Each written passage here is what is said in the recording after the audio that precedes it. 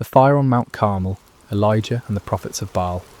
Hello everyone, and welcome to Sacred Slumber. Before we dive into today's powerful message, I want to connect with each of you personally. How has your day been treating you so far?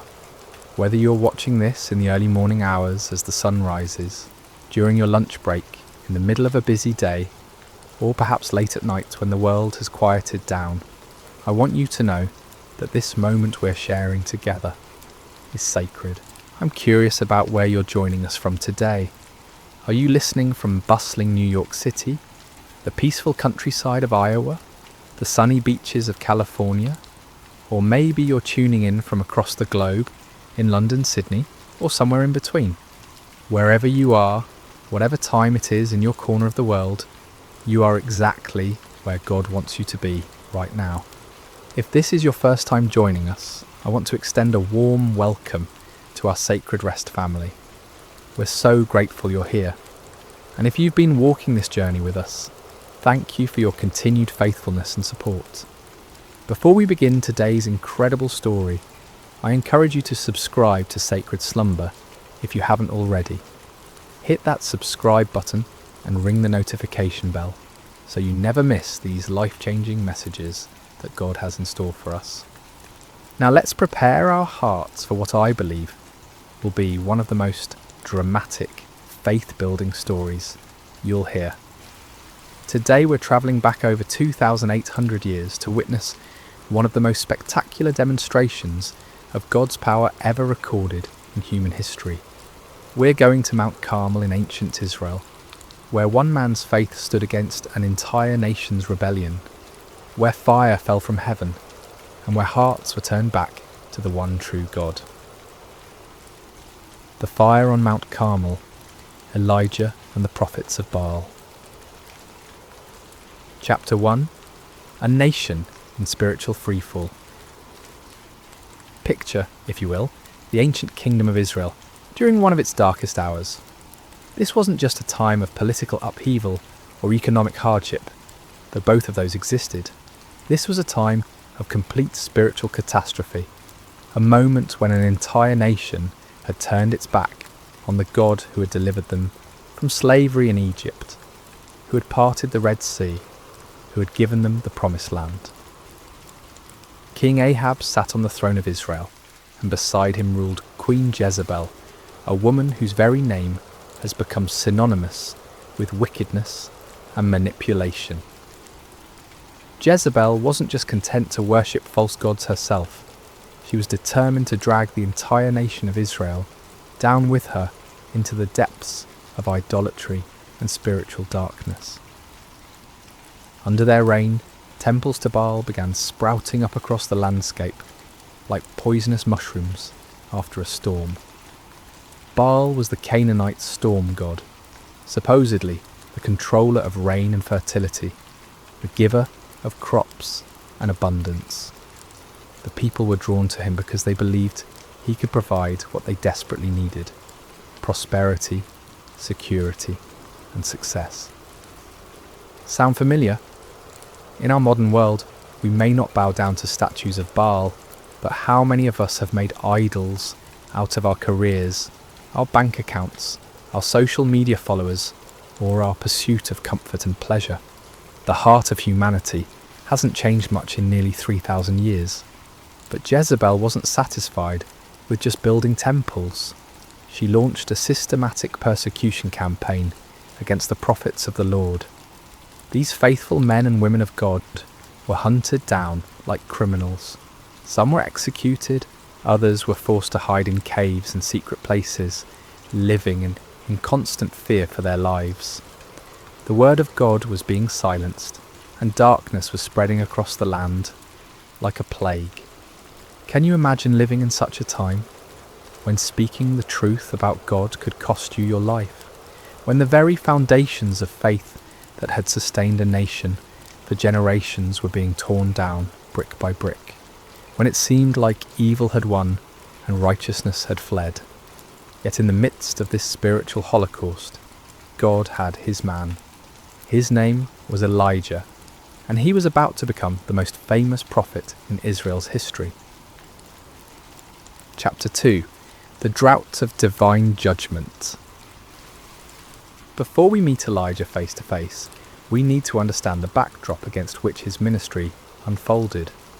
For 3 long years, not a single drop of rain had fallen on the land of Israel. This wasn't just an inconvenient dry spell or a minor weather pattern. This was divine judgment, God's response to a nation that had forgotten him and chased after false gods.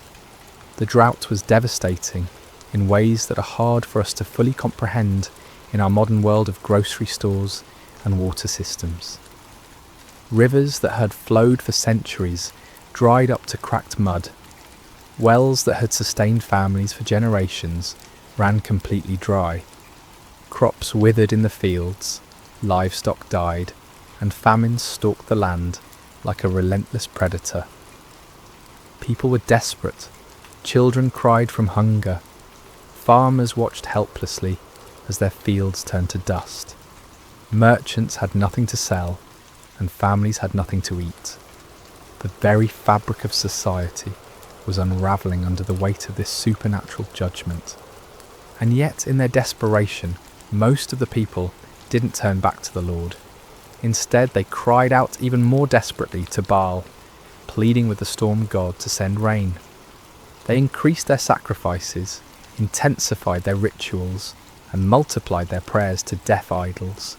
They were convinced that if they just tried harder, if they just offered more, if they just believed with greater fervour, Baal would answer and the rains would come. But the skies remained as bronze, hard and unyielding. Day after day, week after week, month after month, year after year, the sun blazed down mercilessly from a cloudless sky. The drought continued, and Baal remained silent. This is the world into which God sent his prophet Elijah. Not a comfortable world of revival meetings and supportive congregations, but a hostile environment where speaking God's truth could mean death, where the majority had embraced lies and where the very elements seemed to declare that God's judgment was upon the land. Chapter 3. Enter Elijah, the man of fire. Elijah appears in the biblical narrative like a bolt of lightning splitting the darkness. We don't know much about his background or his early life. He's introduced simply as Elijah the Tishbite from Tishbe in Gilead. No impressive genealogy, no royal connections, no seminary degrees or credentials. Just a man from a small town that most people had probably never heard of. But what Elijah lacked in pedigree, he more than made up for in faith, courage, and an unshakable conviction that the Lord God of Israel was the one true God. While the nation around him bowed to Baal, Elijah stood firm. While others compromised and conformed, Elijah remained faithful. While the majority chose the easy path of popular religion, Elijah chose the narrow way of truth. God had sustained Elijah supernaturally during the 3 years of drought. First, he had sent him to the brook Cherith, where ravens brought him bread and meat every morning and evening, and he drank from the brook. When the brook dried up, God sent him to a widow in Zarephath, where a handful of flour and a little oil miraculously sustained 3 people for over a year. These experiences had built Elijah's faith to an unshakable level. He had seen God's provision in impossible circumstances. He had witnessed miracles that defied natural law. He had learned to trust completely in God's power and faithfulness, even when everything around him suggested that God had forgotten or abandoned his people. Now, as the drought entered its 3rd year, God was ready to use his seasoned servant for the greatest demonstration of divine power Israel had seen since the days of Moses. The time had come for a showdown that would echo through the ages, a confrontation that would prove once and for all who was the true God and who were merely the inventions of human imagination. Chapter 4. The Divine Commission. The word of the Lord came to Elijah with crystal clarity. Go and present yourself to Ahab, and I will send rain on the land.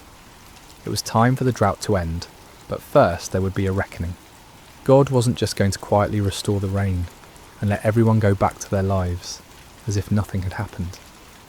He was going to make a statement that would be impossible to ignore or explain away.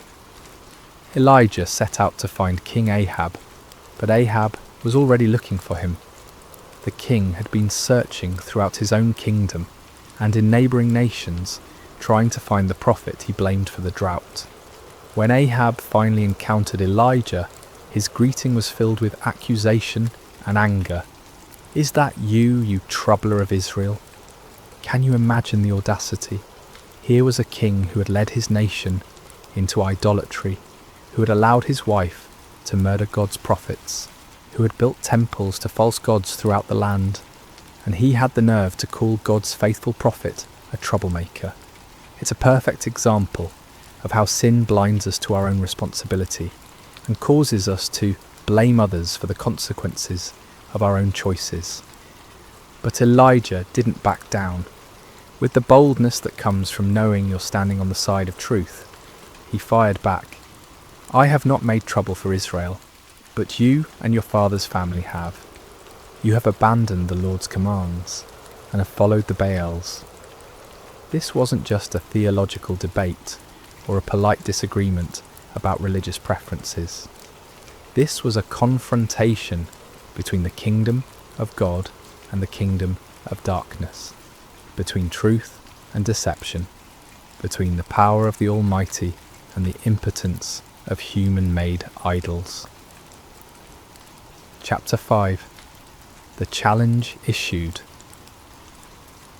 Elijah then issued a challenge that would go down in history as one of the most dramatic moments in all of Scripture. "Now summon the people from all over Israel to meet me on Mount Carmel, and bring the 450 prophets of Baal and the 400 prophets of Asherah who eat at Jezebel's table." Mount Carmel was the perfect location for this showdown. Rising about 1,800 feet above sea level, it offered a commanding view of the surrounding countryside and could accommodate the massive crowd that would gather. More importantly, Mount Carmel was considered sacred to Baal worship. The Canaanites believed it was one of Baal's favourite dwelling places. By choosing this location, Elijah was essentially challenging Baal on his home turf. The terms of the contest were elegantly simple. "Get 2 bulls for us. Let Baal's prophets choose one for themselves, and let them cut it into pieces and put it on the wood, but not set fire to it. I will prepare the other bull and put it on the wood, but not set fire to it. Then you call on the name of your God, and I will call on the name of the Lord. The God who answers by fire, he is God." It was brilliant in its simplicity. No complicated rituals, no ambiguous signs that could be interpreted different ways, no room for trickery or deception. Fire from heaven would be the ultimate proof. The God who could send fire to consume the sacrifice would be proven to be the true God. The people's response revealed both their spiritual confusion and their deep hunger for truth. What you say is good. They were tired of the uncertainty, tired of not knowing which God to trust, tired of the drought and the suffering. They wanted a clear answer, and Elijah's challenge offered exactly that. Chapter 6. The prophets of Baal take the stage. As dawn broke over Mount Carmel, an incredible scene began to unfold.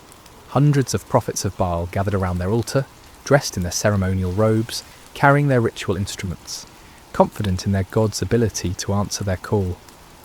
After all, they outnumbered Elijah 450 to 1. They had the backing of the royal court. They had been the religious establishment for years. Surely their God would not fail them now, especially not on his sacred mountain. They began their ritual early in the morning with great enthusiasm and confidence. "Baal, answer us," they cried, their voices echoing across the mountainside. They danced around their altar with wild abandon, their movements becoming more and more frenzied as they worked themselves into a religious fervour. This wasn't a quiet, dignified ceremony. This was raw, primal religion at its most intense. They leaped and shouted, they waved their arms and beat their chests. They called upon their God with every fibre of their being. The sound of their voices, the pounding of their feet, the clashing of their instruments created a cacophony that could be heard for miles around. But as the morning wore on and became noon, something became increasingly obvious. Nobody was answering. The sky remained clear and cloudless. No fire fell from heaven. No voice spoke from the heavens. The altar remained cold and lifeless, despite all their passionate pleading. You have to understand, these weren't insincere men going through empty motions. These prophets genuinely believed in Baal. They had devoted their lives to serving him. They had staked their reputations, their careers, and their very identities on the belief that he was real and powerful. The failure of their God to respond wasn't just embarrassing, it was devastating to everything they had built their lives upon. Chapter 7. Elijah's Divine Sarcasm. As the noon sun blazed overhead and the prophets of Baal continued their increasingly desperate rituals, Elijah decided it was time for some divine commentary. With a wit that was both cutting and brilliant, he began to mock their futile efforts. "Shout louder! Surely he is a god. Perhaps he is deep in thought, or busy, or travelling.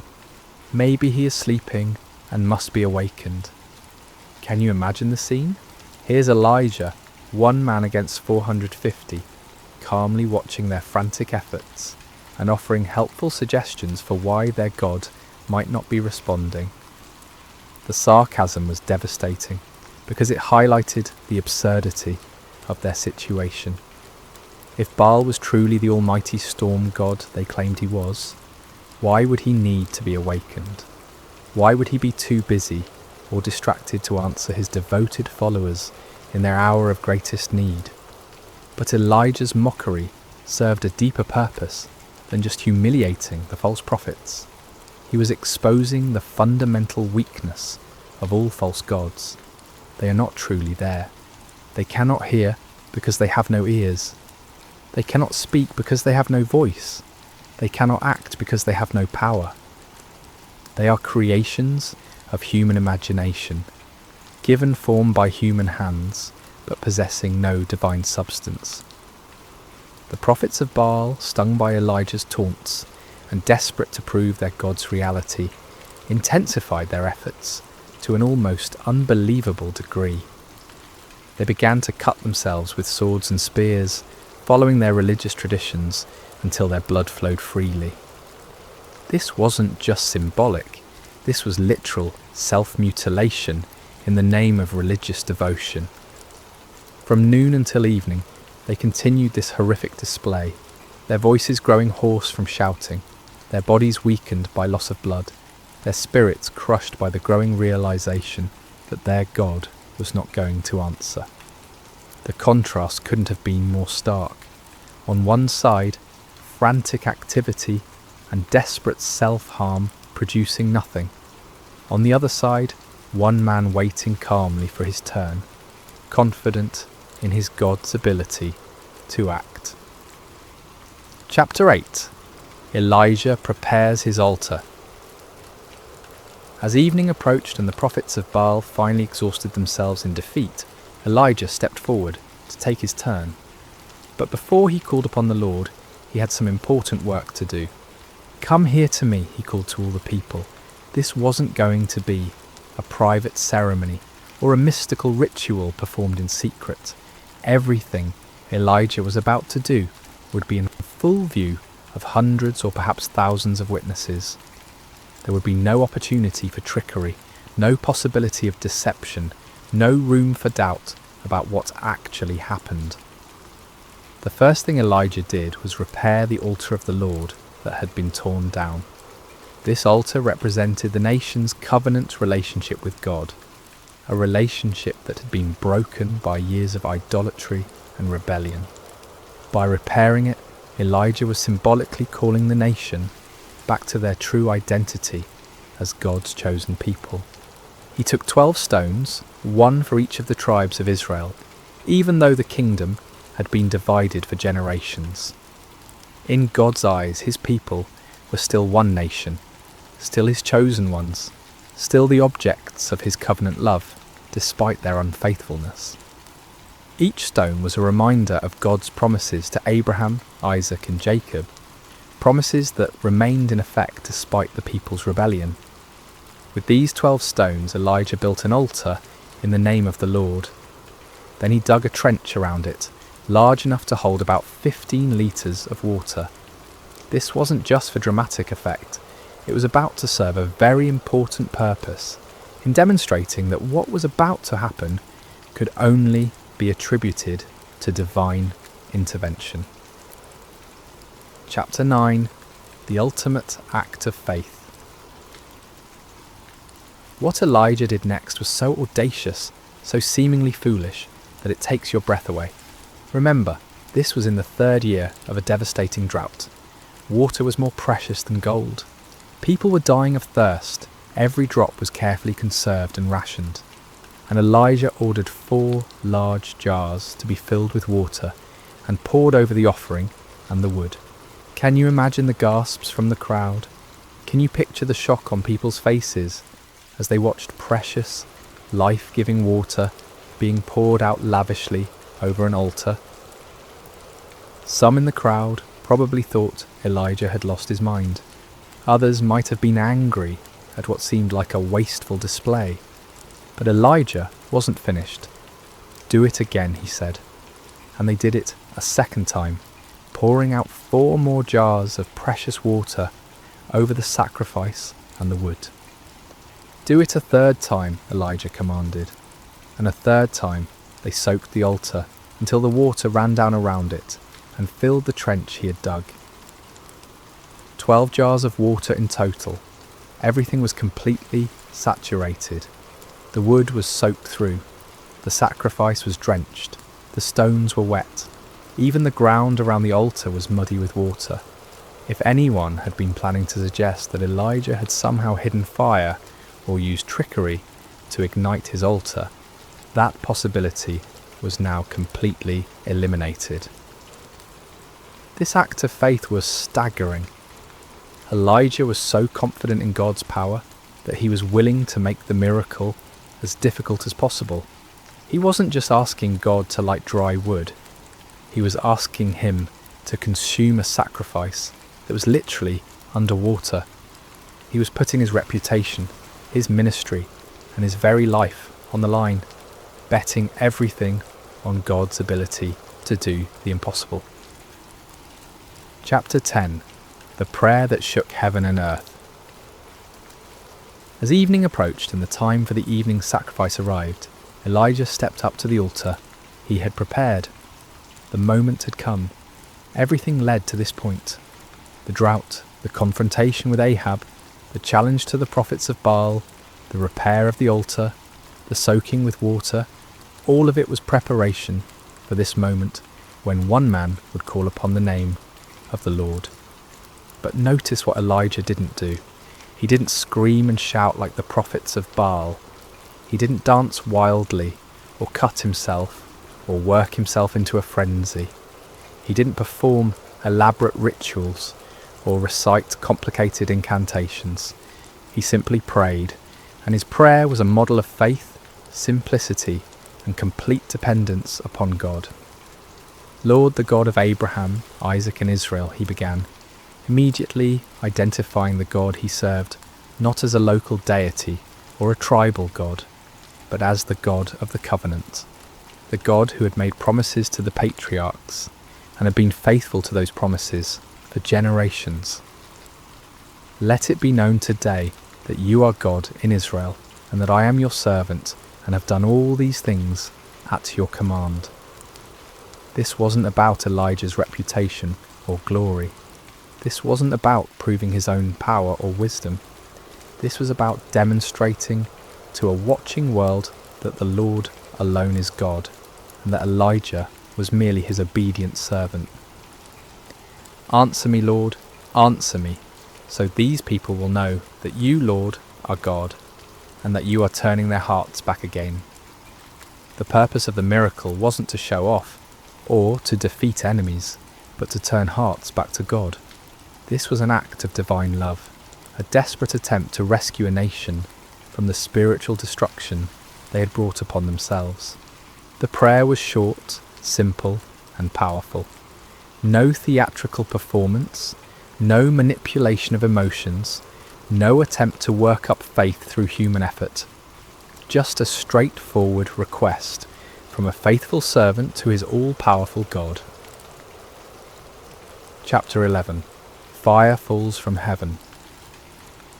What happened next has never been equalled in human history. The response to Elijah's prayer was immediate, dramatic, and absolutely unmistakable. Fire fell from heaven.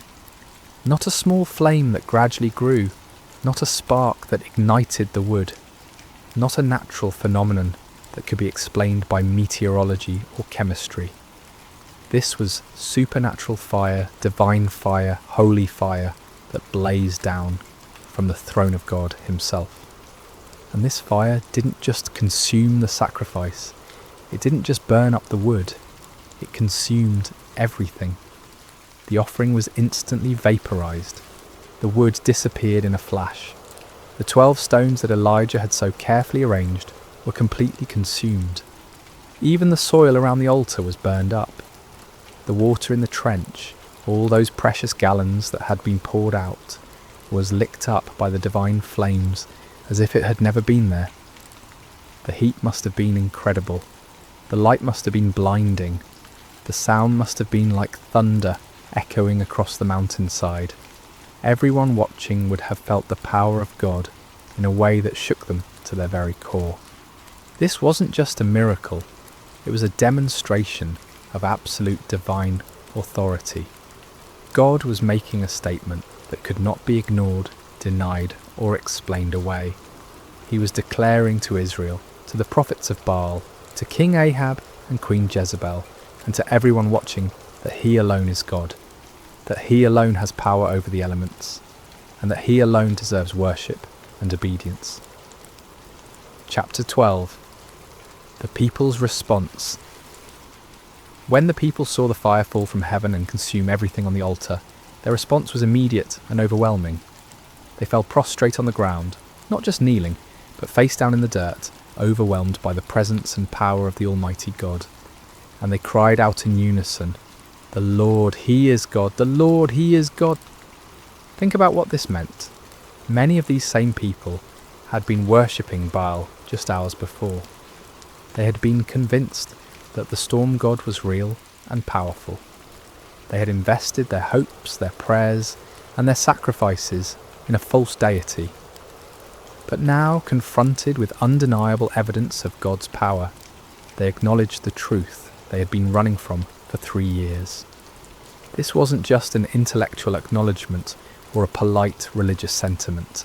This was a deep, heart-level recognition of divine authority. They had seen something that shattered their old beliefs and transformed their understanding of spiritual reality. The God of Israel, the God of Abraham, Isaac and Jacob, the God their fathers had worshipped. He was the true God, and all other gods were mere pretenders. The cry, "The Lord, He is God," became a declaration of faith that echoed across the mountainside and down through the centuries. It was a moment of national awakening, a turning point when an entire people group remembered who they were and whose they were. Chapter 13. Justice and Restoration. But the story didn't end with the people's declaration of faith. God's justice demanded that those who had led the nation astray face the consequences of their deception. Under Elijah's direction, the people seized the 450 prophets of Baal who had spent the day proving the powerlessness of their God. This might seem harsh to our modern sensibilities, but we need to understand the context. These men had been leading an entire nation away from the true God. They had been accomplices in the persecution and murder of God's true prophets. They had been teaching lies in the name of religion, deceiving people who were desperately seeking spiritual truth. Their deception had contributed to the spiritual darkness that had brought God's judgment upon the land. Justice was swift and final. All 450 prophets of Baal were executed, removing the source of false teaching that had poisoned the nation's spiritual life. With the false prophets dealt with and the people's hearts turned back to God, it was time for the next phase of God's plan, the restoration of his blessing upon the land. Chapter 14. The sound of abundant rain. Elijah said to Ahab, "Go, eat and drink, for there is the sound of a heavy rain." This statement is remarkable for several reasons. First, there wasn't a cloud in the sky. The weather conditions were identical to what they had been for 3 years. Hot, dry, and utterly cloudless. But Elijah had the faith to hear the sound of rain that existed only in the promise of God. This is the kind of faith that sees the invisible and hears the inaudible. Elijah wasn't looking at circumstances or relying on weather forecasts. He was trusting in the word of God, who had promised to send rain upon the land. While Ahab went to eat and drink, Elijah climbed to the top of Mount Carmel and threw himself down on the ground in prayer. This wasn't a casual request or a polite religious ritual. This was intense, fervent prayer from a man who understood that he was participating in God's plan to restore his people. 7 times Elijah sent his servant to look toward the sea for signs of rain. 6 times the servant returned with the same report. There is nothing there. But Elijah didn't give up. He didn't doubt God's promise or question his own faith. He kept praying, kept believing, kept expecting God to fulfill his word. On the 7th time, the servant returned with different news. A cloud as small as a man's hand is rising from the sea. To most people, a tiny cloud on the horizon wouldn't seem significant, especially after 3 years of drought. But to the eyes of faith, that small cloud was the beginning of God's abundant provision. Elijah immediately told his servant to run to Ahab with this message: "Hitch up your chariot and go down before the rain stops you." Chapter 15. The Storm of Restoration. What followed was one of the most dramatic weather changes in recorded history. The tiny cloud that had appeared on the horizon quickly grew and multiplied. The sky, which had been clear blue for 3 years, suddenly turned black with storm clouds. The wind began to blow with increasing intensity, and then the rain began to fall. But this wasn't a gentle shower or a light drizzle. This was a torrential downpour, a deluge that made up for 3 years of drought in a matter of hours. The rain came down in sheets so heavy that visibility was reduced to just a few feet.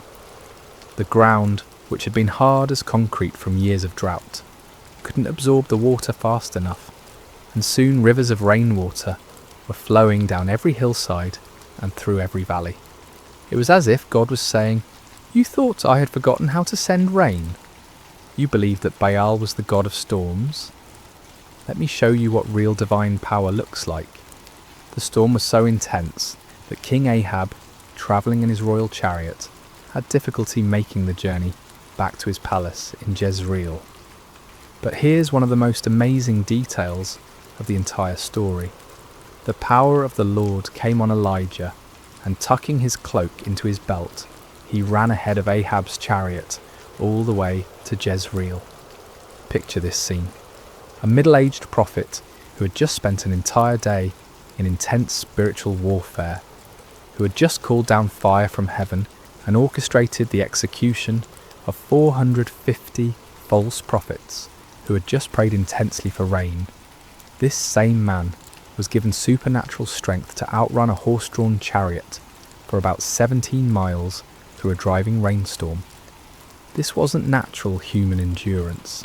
This was divine empowerment, God's way of putting an exclamation point on the entire day's events.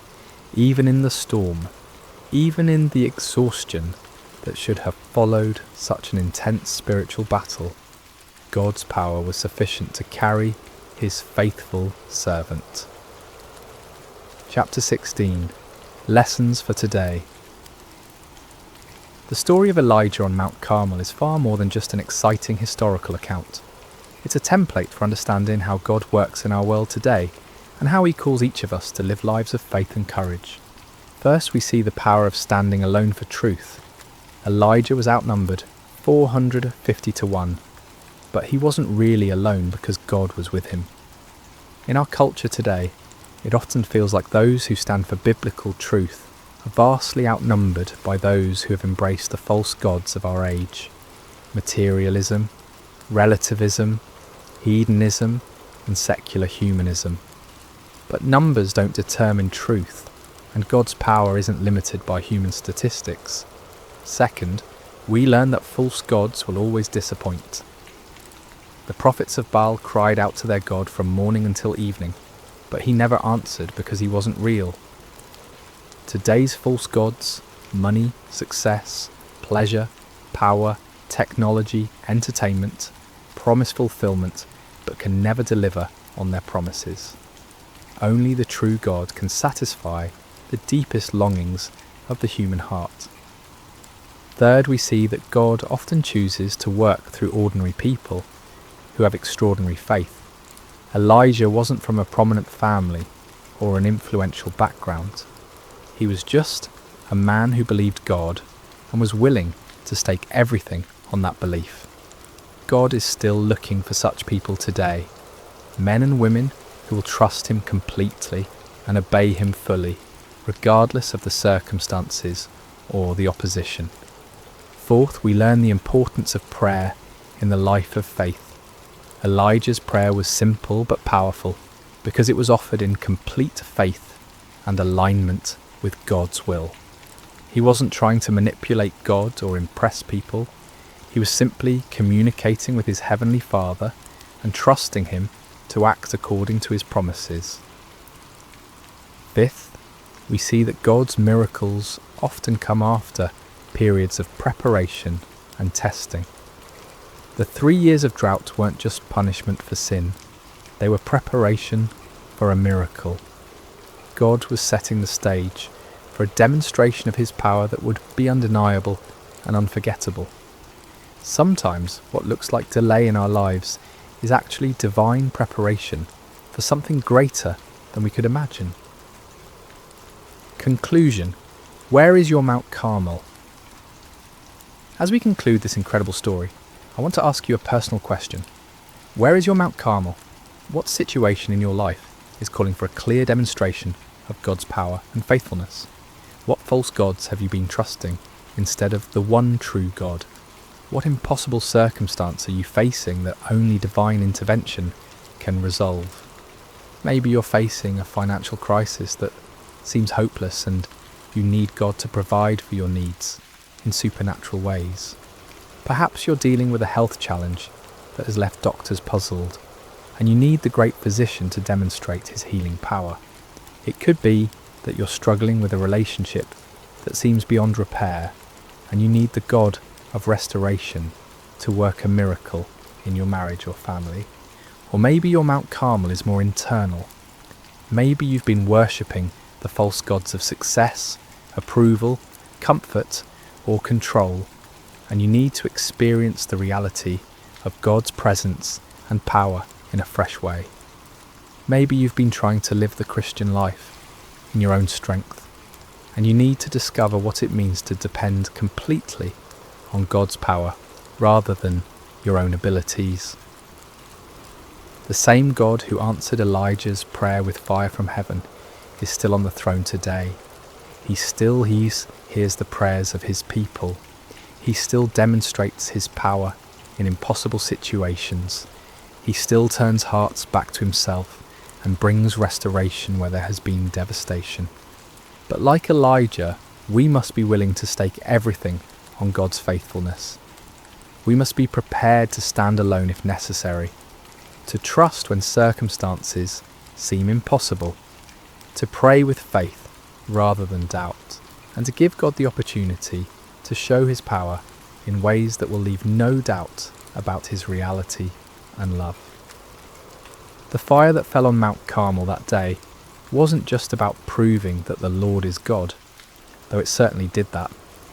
It was about a loving Father reaching out to his wayward children, demonstrating his power not to destroy them but to draw them back to himself.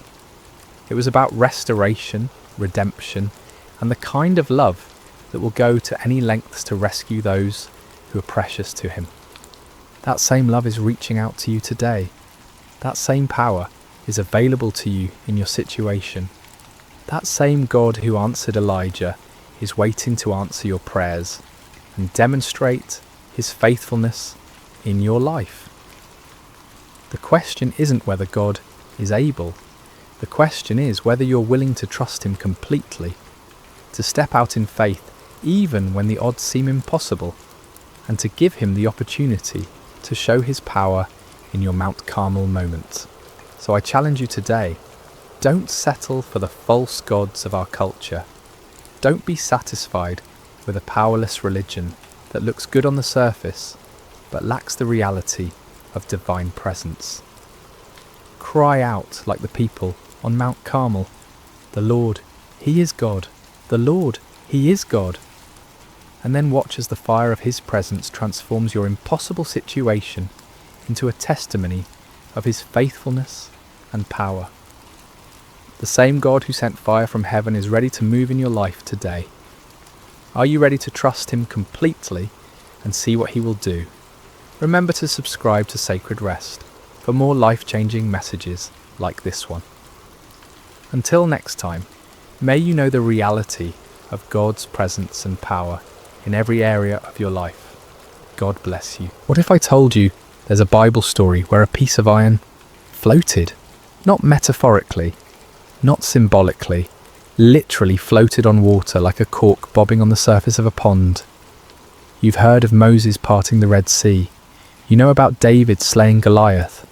The story of Daniel in the lion's den rolls off your tongue, but tucked away in the pages of 2 Kings chapter 6 lies one of the most overlooked miracles in all of Scripture. A miracle so humble, so seemingly insignificant, that most people skip right over it without a second thought.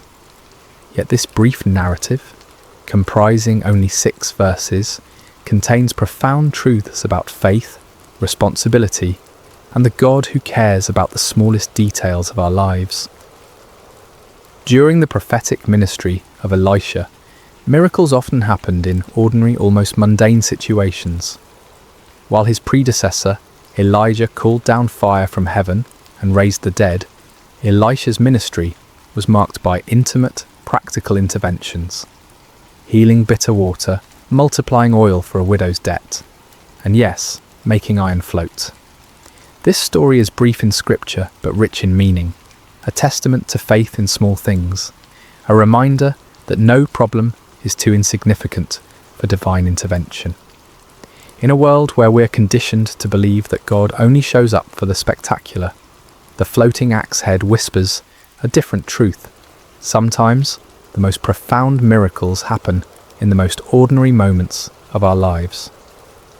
The sun cast long shadows across the Jordan River Valley as another day began in the divided kingdom of Israel.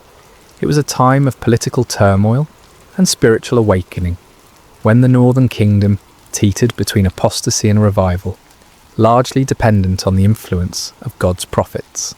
This was the era of Elisha's ministry, roughly 850 BC, decades after the dramatic departure of his mentor Elijah in a chariot of fire. The sons of the prophets, a community of disciples and spiritual students gathered around Elisha, had been growing steadily. These weren't prophets in the sense of fortune tellers or mystics, but rather men dedicated to learning God's ways, studying his word, and serving under the guidance of established prophets like Elisha. Think of them as a biblical seminary, a community of faith where young men came to deepen their understanding of the divine and prepare for ministry. Their current living situation had become cramped and inadequate. What had once been sufficient space for a handful of devoted followers was now bursting at the seams. The community was thriving, and with growth came practical challenges. They needed more room, more space to gather, to learn, to live together in their pursuit of spiritual wisdom. "The place where we dwell with you is too small for us," they told Elisha one morning, their voices carrying the respectful deference due their teacher, but also the practical urgency of their situation. It wasn't a complaint so much as an observation, a statement of fact that required action. Their solution was both practical and communal. They would go to the Jordan River region and gather timber to construct a larger dwelling place. The Jordan Valley was known for its trees, sycamores, willows, and other varieties that could provide the lumber they needed. It was honest work, the kind of labour that built both character and community as they worked side by side toward a common goal. "Let us go to the Jordan," they proposed, "and let every man take a beam from there, and let us make a place where we may dwell." The plan was simple, straightforward, and entirely reasonable. They weren't asking for a miracle or divine provision dropped from heaven. They were willing to work, to sweat, to use their hands and their backs to meet their need. Elisha, ever the encouraging leader, gave his blessing. Go. But their invitation touched his heart. "Please consent to go with your servants." They wanted their teacher among them, not just giving permission but participating in their labour. And Elisha, who could have remained comfortably behind while his students did the hard work, responded with characteristic humility, "I will go." So the small company set out for the Jordan, tools in hand, ready to transform their vision into reality. The Jordan River had witnessed countless biblical events. It was here that Joshua led the Israelites into the Promised Land, where the priests' feet touched the water and it parted just as the Red Sea had done for Moses. It was in these very waters that centuries later John the Baptist would immerse Jesus Christ himself. But on this particular day, there would be no grand procession, no miraculous river crossing, just a group of dedicated men heading to the riverside to cut timber, their hearts full of purpose and their hands ready for honest labour. The Jordan Valley stretched before them, its banks lined with the trees they needed, its waters flowing steadily toward the Dead Sea, carrying with it the silt and sediment of the highlands above. None of them could have imagined that before the day was through, these same waters would become the stage for a miracle that defied every law of physics they understood. The ordinary was about to become extraordinary, but for now it was simply another day of work in service to God and community. The work began in earnest as the sun climbed higher in the morning sky. The sounds of labour filled the Jordan Valley, the rhythmic thud of axes biting into wood, the crack and groan of falling timber, the calls of men coordinating their efforts. It was satisfying work, the kind that produces visible results and builds camaraderie among those who share the burden. Among the workers was a young man whose name history has forgotten, but whose predicament would echo through the ages. Unlike some of his fellow students who had brought their own tools, he had needed to borrow an axe for the day's work. In ancient Israel, this was no small matter. Iron tools were precious commodities, expensive and carefully maintained. They weren't mass-produced items you could easily replace if lost or damaged. The transition from the Bronze Age to the Iron Age had been gradual in Israel, and iron tools still represented significant investment. A good axe might cost several days' wages for an ordinary labourer. For a student prophet, likely supported by the generosity of others and focused on spiritual rather than material pursuits, such a tool was far beyond his means to purchase. Borrowing the axe wasn't just a casual favour between friends. It was a serious responsibility, a trust that carried moral and financial weight. The lender had placed confidence in this young man's character and ability to care for a valuable tool. To lose or damage it would bring not only financial burden, but also shame and damaged relationships. within the community. The young man worked diligently, perhaps even more carefully than usual, acutely aware of the responsibility he carried. The axe felt good in his hands, well balanced, sharp, effective. Each swing brought down chips of wood as he worked to shape a beam for their new dwelling. The rhythm of the work was almost meditative. Lift, aim, strike, lift, aim, strike. Then it happened. Mid-swing, with no warning, the iron head of the axe flew off the handle. The wooden shaft, suddenly lightened, completed its arc uselessly through the air, while the heavy iron head traced a different trajectory entirely. Time seemed to slow as the young man watched in horror as the precious tool spun through the air and landed with a splash in the muddy waters of the Jordan. "Alas, my master, it was borrowed!" The cry escaped his lips before he could stop it, a wail of despair that carried all the weight of his predicament. This wasn't merely an inconvenience or a temporary setback. This was a crisis that threatened his integrity, his relationships, and his financial future. The Jordan River at this point wasn't like a clear mountain stream, where you might hope to spot a lost item on the bottom. Fed by tributaries from the hill country, it carried sediment and silt that made the water murky and opaque. The riverbed was soft mud, perfect for swallowing a heavy piece of iron and holding it fast. Even if the water had been crystal clear, the iron head would have sunk quickly into the soft bottom, possibly disappearing entirely into the muck. The other workers had stopped their labour at the sound of his cry. Elisha, who had been moving among them, observing the work and encouraging the labourers, turned his attention to the young man's distress. Here was a scene that any leader would recognise, a moment when accident and circumstance converge to create a problem that seems insurmountable.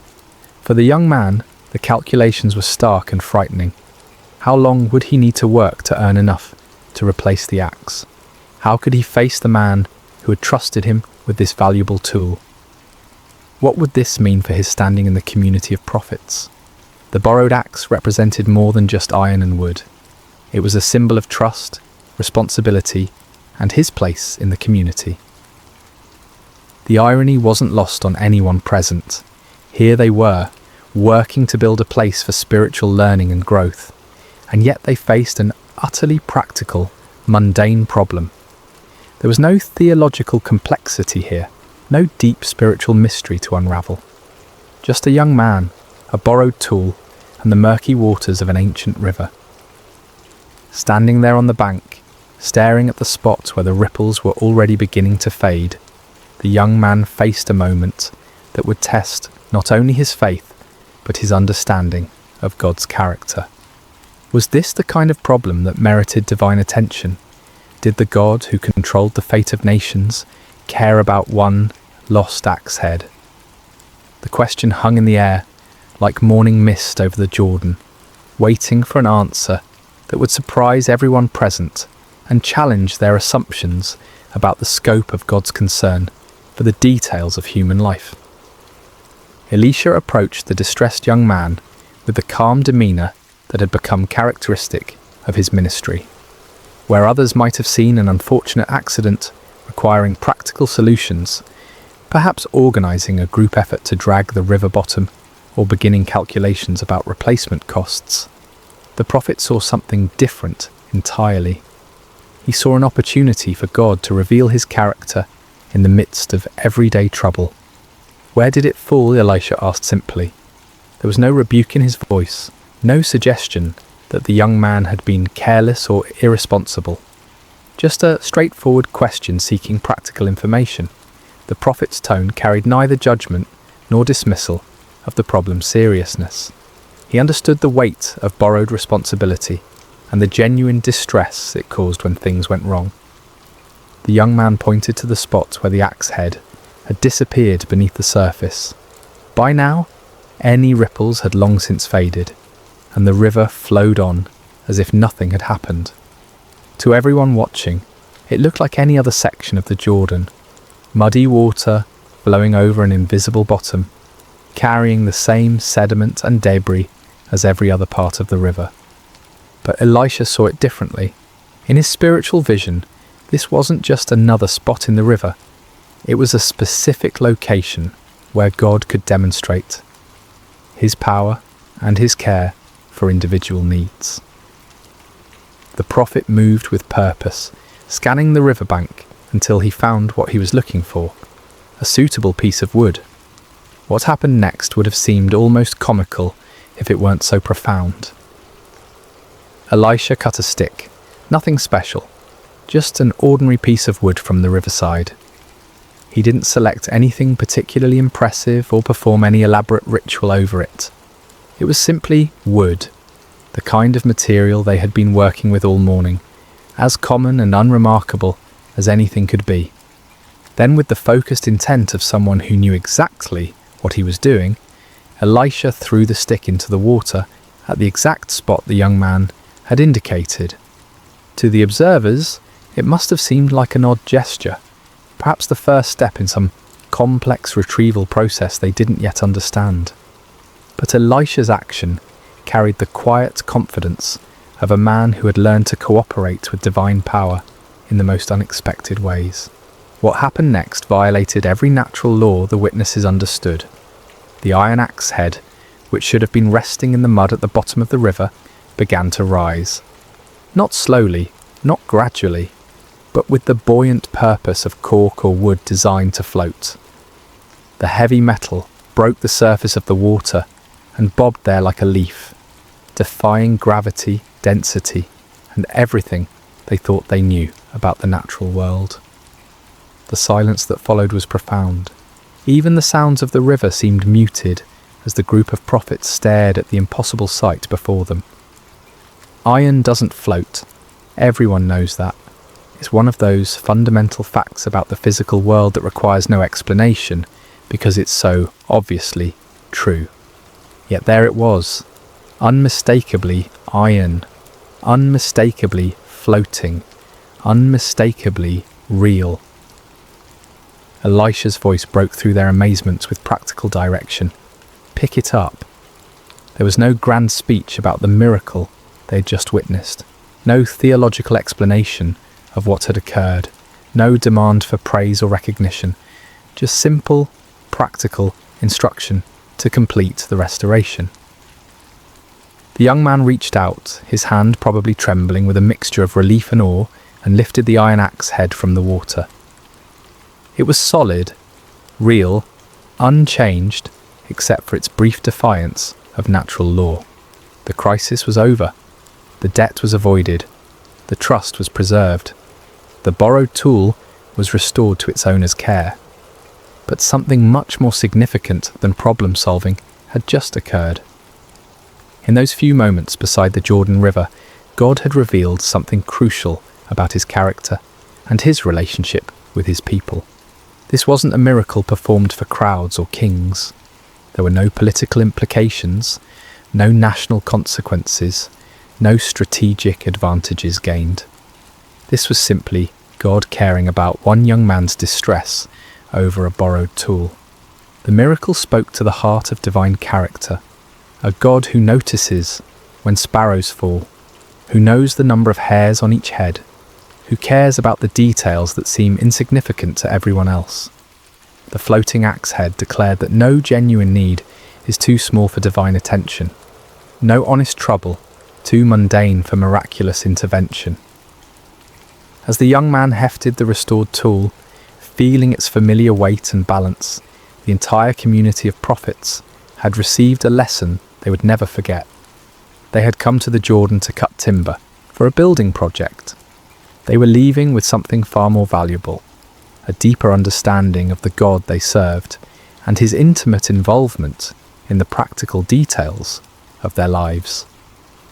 The miracle of the floating axe head resonates through the centuries precisely because it speaks to truths that transcend its humble circumstances. In a world where we often compartmentalize the spiritual and the practical, this story demolishes the artificial barriers we create between sacred and secular concerns.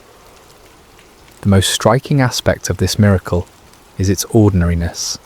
God's intervention came not in response to a national crisis or a life-threatening emergency, but to solve an everyday problem that millions of people might face. The young prophet wasn't dying, wasn't facing persecution for his faith, wasn't even engaged in what we might consider particularly spiritual work. He was simply trying to help build a dormitory and had encountered the kind of mishap that makes any honest person's heart sink. This reveals something profound about God's character, his care for the complete range of human experience, not just the dramatic or spiritually significant moments. The God who controls the destiny of nations also notices when his children face embarrassment, financial stress, or the weight of broken trust. There's no problem too small, no concern too mundane, no worry too insignificant to merit his attention.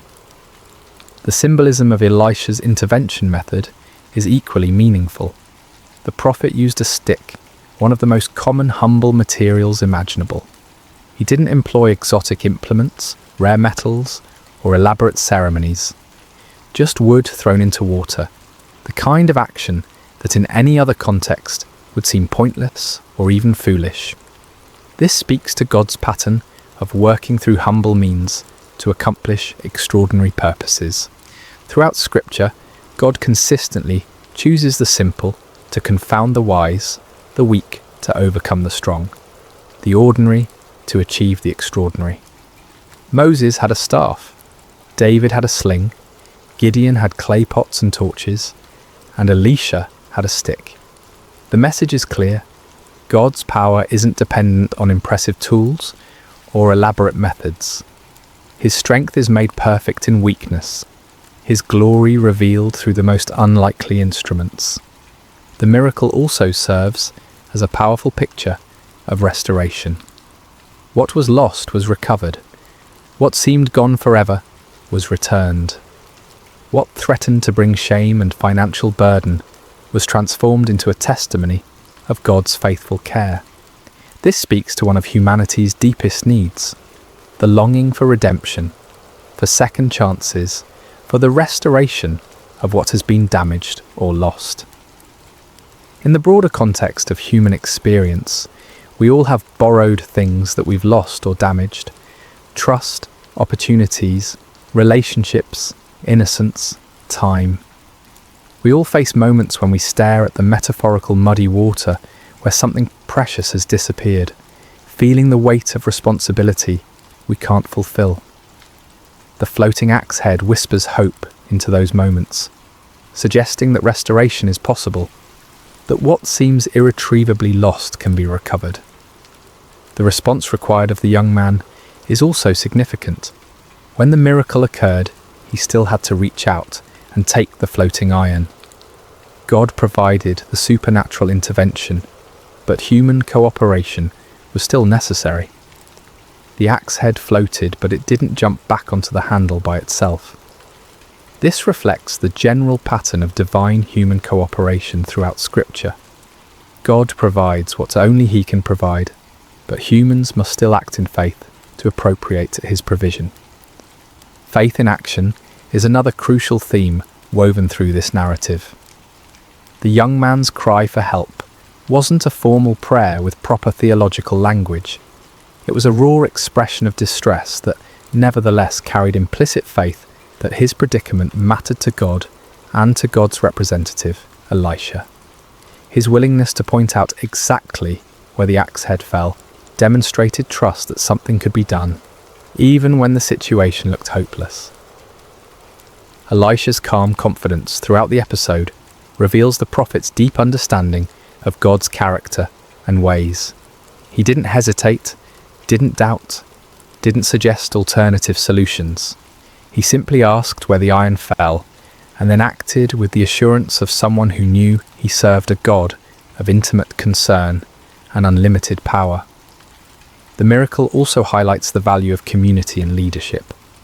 The young man wasn't facing his crisis alone. He was surrounded by fellow believers and guided by a seasoned prophet. Sometimes God's miraculous provision comes through the community of faith, through leaders who see possibilities where others see only problems, through the collective faith of those who believe God cares about every aspect of our lives. Perhaps most importantly, the floating axe head demonstrates that God's miracles often meet practical needs rather than serving merely as spectacular displays of power.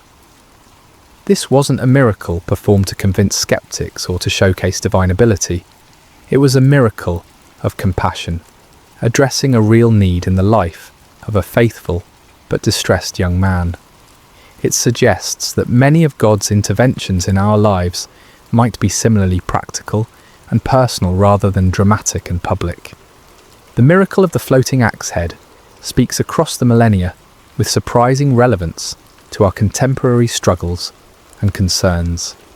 In our age of complex problems and global crises, this ancient story reminds us that faith begins with trusting God in the small things, the everyday challenges that rarely make headlines but profoundly impact our daily lives. The first and perhaps most important lesson concerns the scope of prayer and divine concern. How many times do we hesitate to bring our smaller problems to God because they seem insignificant compared to global suffering or major life crises? The floating axe head shatters this false hierarchy of divine attention. If God cares enough to make iron float for a borrowed tool, then no legitimate concern is too small for prayer. This doesn't trivialize prayer or reduce it to a cosmic vending machine for convenience. Rather, it reveals the intimate nature of our relationship with the divine. Just as loving parents care about both the major milestones and the minor disappointments in their children's lives, our Heavenly Father is interested in the full spectrum of our human experience.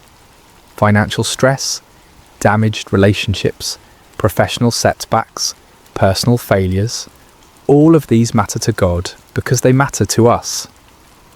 The principle of integrity and accountability that runs through this story remains powerfully relevant in our modern context.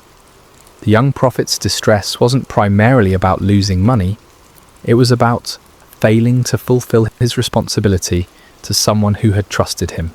In a culture where personal accountability is often diminished and broken commitments are easily rationalized away, the ancient prophet's anguish over a borrowed tool offers a compelling counterexample. When we borrow, we incur genuine responsibility. When we make commitments, we create legitimate expectations in others. When we fail to fulfill these obligations, we damage more than our own interests. We harm relationships, erode trust, and diminish the social fabric that holds communities together. The young prophet understood this instinctively, which is why his cry for help carried such genuine distress. The story also demonstrates how God's miracles often meet practical needs rather than serving merely as spectacular demonstrations of power. In our entertainment-driven culture, we sometimes expect divine intervention to be dramatic, public, and unmistakably supernatural. But many of God's most meaningful interventions in our lives might be much quieter and more practical. The unexpected job opportunity that comes just when finances are stretched thin. The chance encounter that provides exactly the encouragement we needed. The solution that appears to These interventions might not violate physical laws as dramatically as floating iron, but they reveal the same divine character, a God who cares about our practical needs and works in our circumstances to provide for them.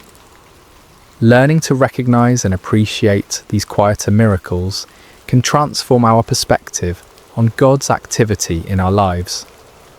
The method of the miracle, using a simple stick to accomplish the impossible, continues to speak to God's pattern of working through humble means. In our technology-obsessed age, we often assume that bigger problems require more sophisticated solutions. The floating axe head reminds us that God's power isn't constrained by the impressiveness of our tools or the complexity of our methods. This has profound implications for how we approach problems, both personal and social. Sometimes the most effective solutions are the simplest ones. Sometimes the most powerful interventions come through the most ordinary means. The stick that Elisha threw into the Jordan wasn't impressive, but it was available, and God used it to accomplish the impossible. The story encourages us to bring our authentic selves and genuine problems to God without feeling the need to dress them up in spiritual language or make them sound more significant than they are. The young prophet's cry, "Alas, my master!" It was borrowed, contained no theological sophistication, no proper prayer format, no spiritual jargon. It was simply an honest expression of distress from someone who believed his problem mattered to God and to God's representative. In our prayer lives, we sometimes feel pressure to make our requests sound sufficiently spiritual or theologically correct. The floating axe head suggests that God values authenticity over eloquence, genuine need over religious rhetoric. He understands our distress even when we can't articulate it perfectly, and he responds to the heart behind our words, rather than their theological precision. The communal aspect of the miracle also offers important insights for contemporary faith communities. The young prophet wasn't facing his crisis in isolation. He was surrounded by fellow believers and guided by experienced leadership. When problems arise, the community of faith should be a place where burdens are shared, wisdom is offered, and faith is strengthened through mutual support. Too often, we try to handle our difficulties alone, either from pride, embarrassment, or a mistaken belief that faith means never needing help. The sons of the prophets model a different approach, a community where needs could be expressed, help could be sought, and miracles could be witnessed together. This kind of authentic community creates an environment where God's provision can be both sought and celebrated corporately. Finally, the story reminds us that faith often requires us to act even when we don't understand the mechanism of God's provision. The young man still had to reach out and pick up the floating iron. He couldn't fully comprehend how iron could float, but he could respond to the miracle by accepting what God had provided. In our lives, we frequently face situations where we must act on faith without complete understanding of how God will work out the details. The floating axe head encourages us to focus on obedience and trust rather than demanding comprehensive explanations before we're willing to move forward. Sometimes the miracle becomes visible only as we step out in faith to receive what God has already provided.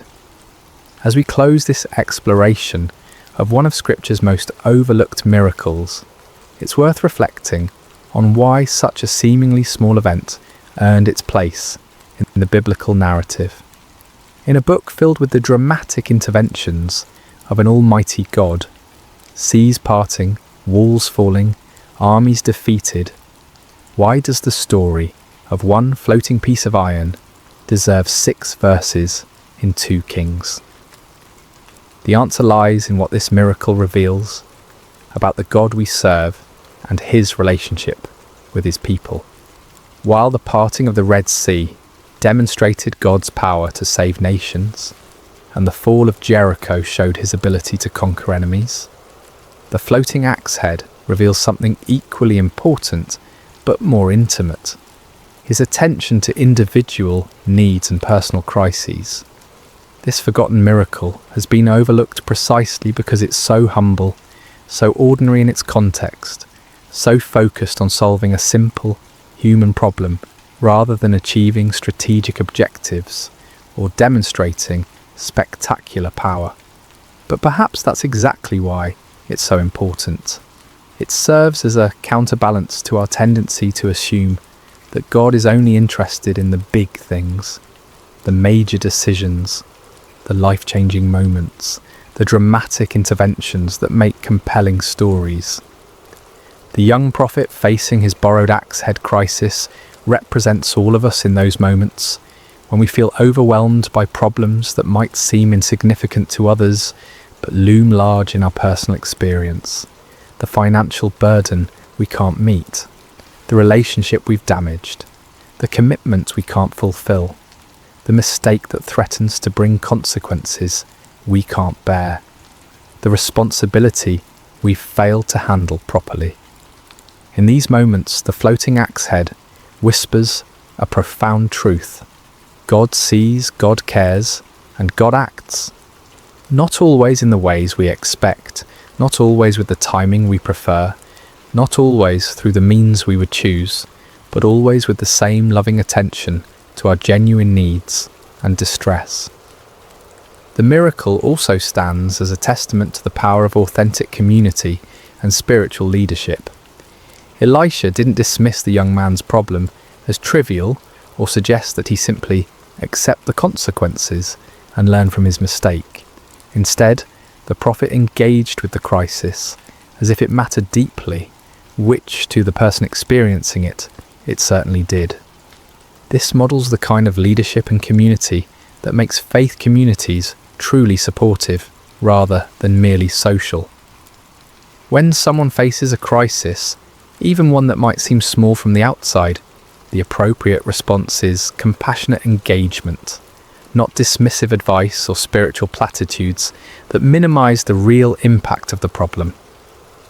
The stick that Elisha threw into the Jordan has become across the centuries a symbol of God's willingness to work through the most ordinary means to accomplish extraordinary purposes.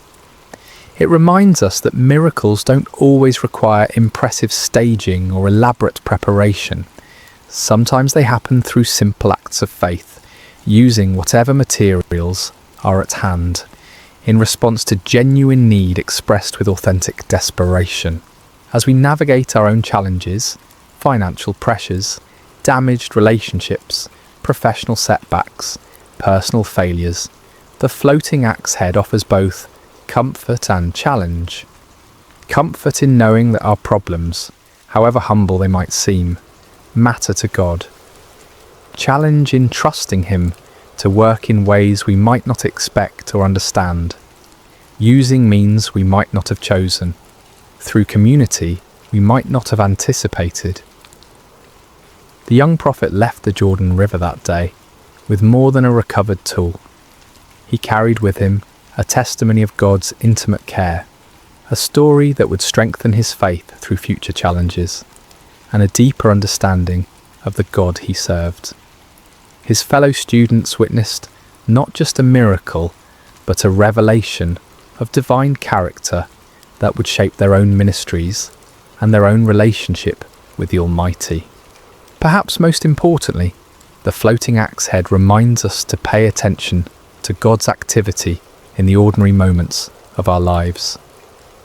If we're only looking for dramatic interventions and spectacular displays of power, we might miss the quieter miracles happening all around us, the practical provisions, the timely encouragements, the unexpected solutions to everyday problems.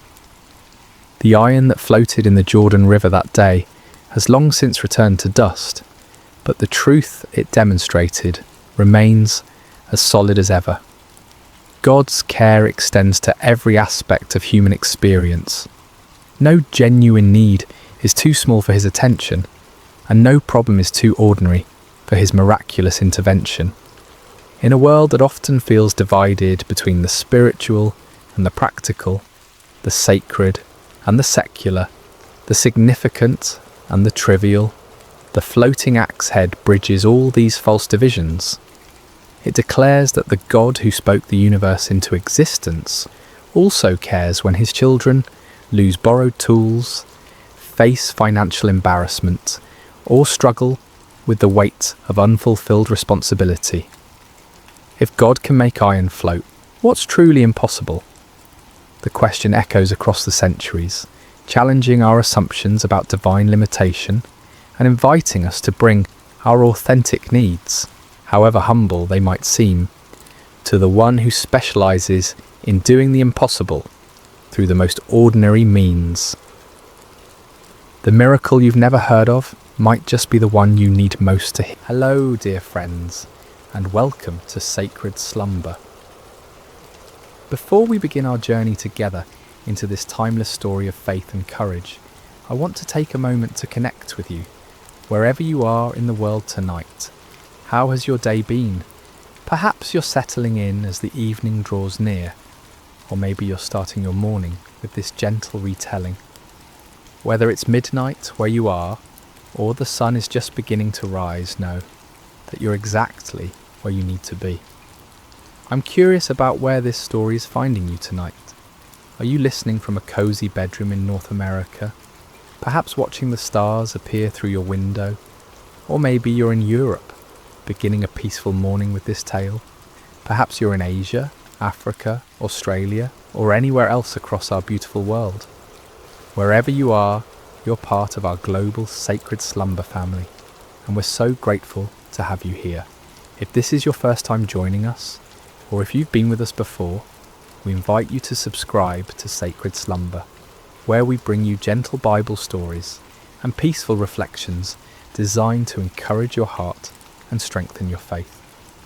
Now let's settle in together as we journey to ancient Israel, to a valley where faith would triumph over fear, and where a young shepherd boy would show the world that with God all things are possible. The golden sun rises slowly over the valley of Elah, casting long shadows across the rocky terrain.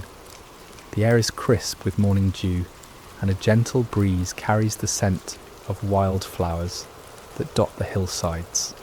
This valley, nestled between rolling hills covered with olive trees and scattered stones, would soon become the stage for one of history's most remarkable displays of faith. On the eastern ridge, the armies of Israel have made their camp. Hundreds of tents stretch across the hillside, their fabric fluttering softly in the morning breeze. Smoke rises from cooking fires where soldiers prepare their simple breakfast of bread and olives. The men move quietly, their faces etched with concern, their eyes constantly drawn to the valley below and the opposite hill. For across the valley, on the western ridge, stands another camp. The Philistines have pitched their tents there, their bronze weapons glinting in the early light. These are seasoned warriors, confident in their strength, their numbers, and their champion who has struck terror into the hearts of Israel's army for 40 long days. Between these two armies lies the valley itself, a stretch of land that seems to hold its breath in anticipation. The grass grows green here, watered by a small brook that winds its way through the centre of the valley, its waters singing softly over smooth stones. It's a peaceful place, this valley, seemingly too beautiful for the conflict that's about to unfold. But it's here, in this quiet valley, that we find a young man who will change everything. His name is David, and he's not a soldier at all. He's a shepherd from the small town of Bethlehem, the youngest of 8 brothers.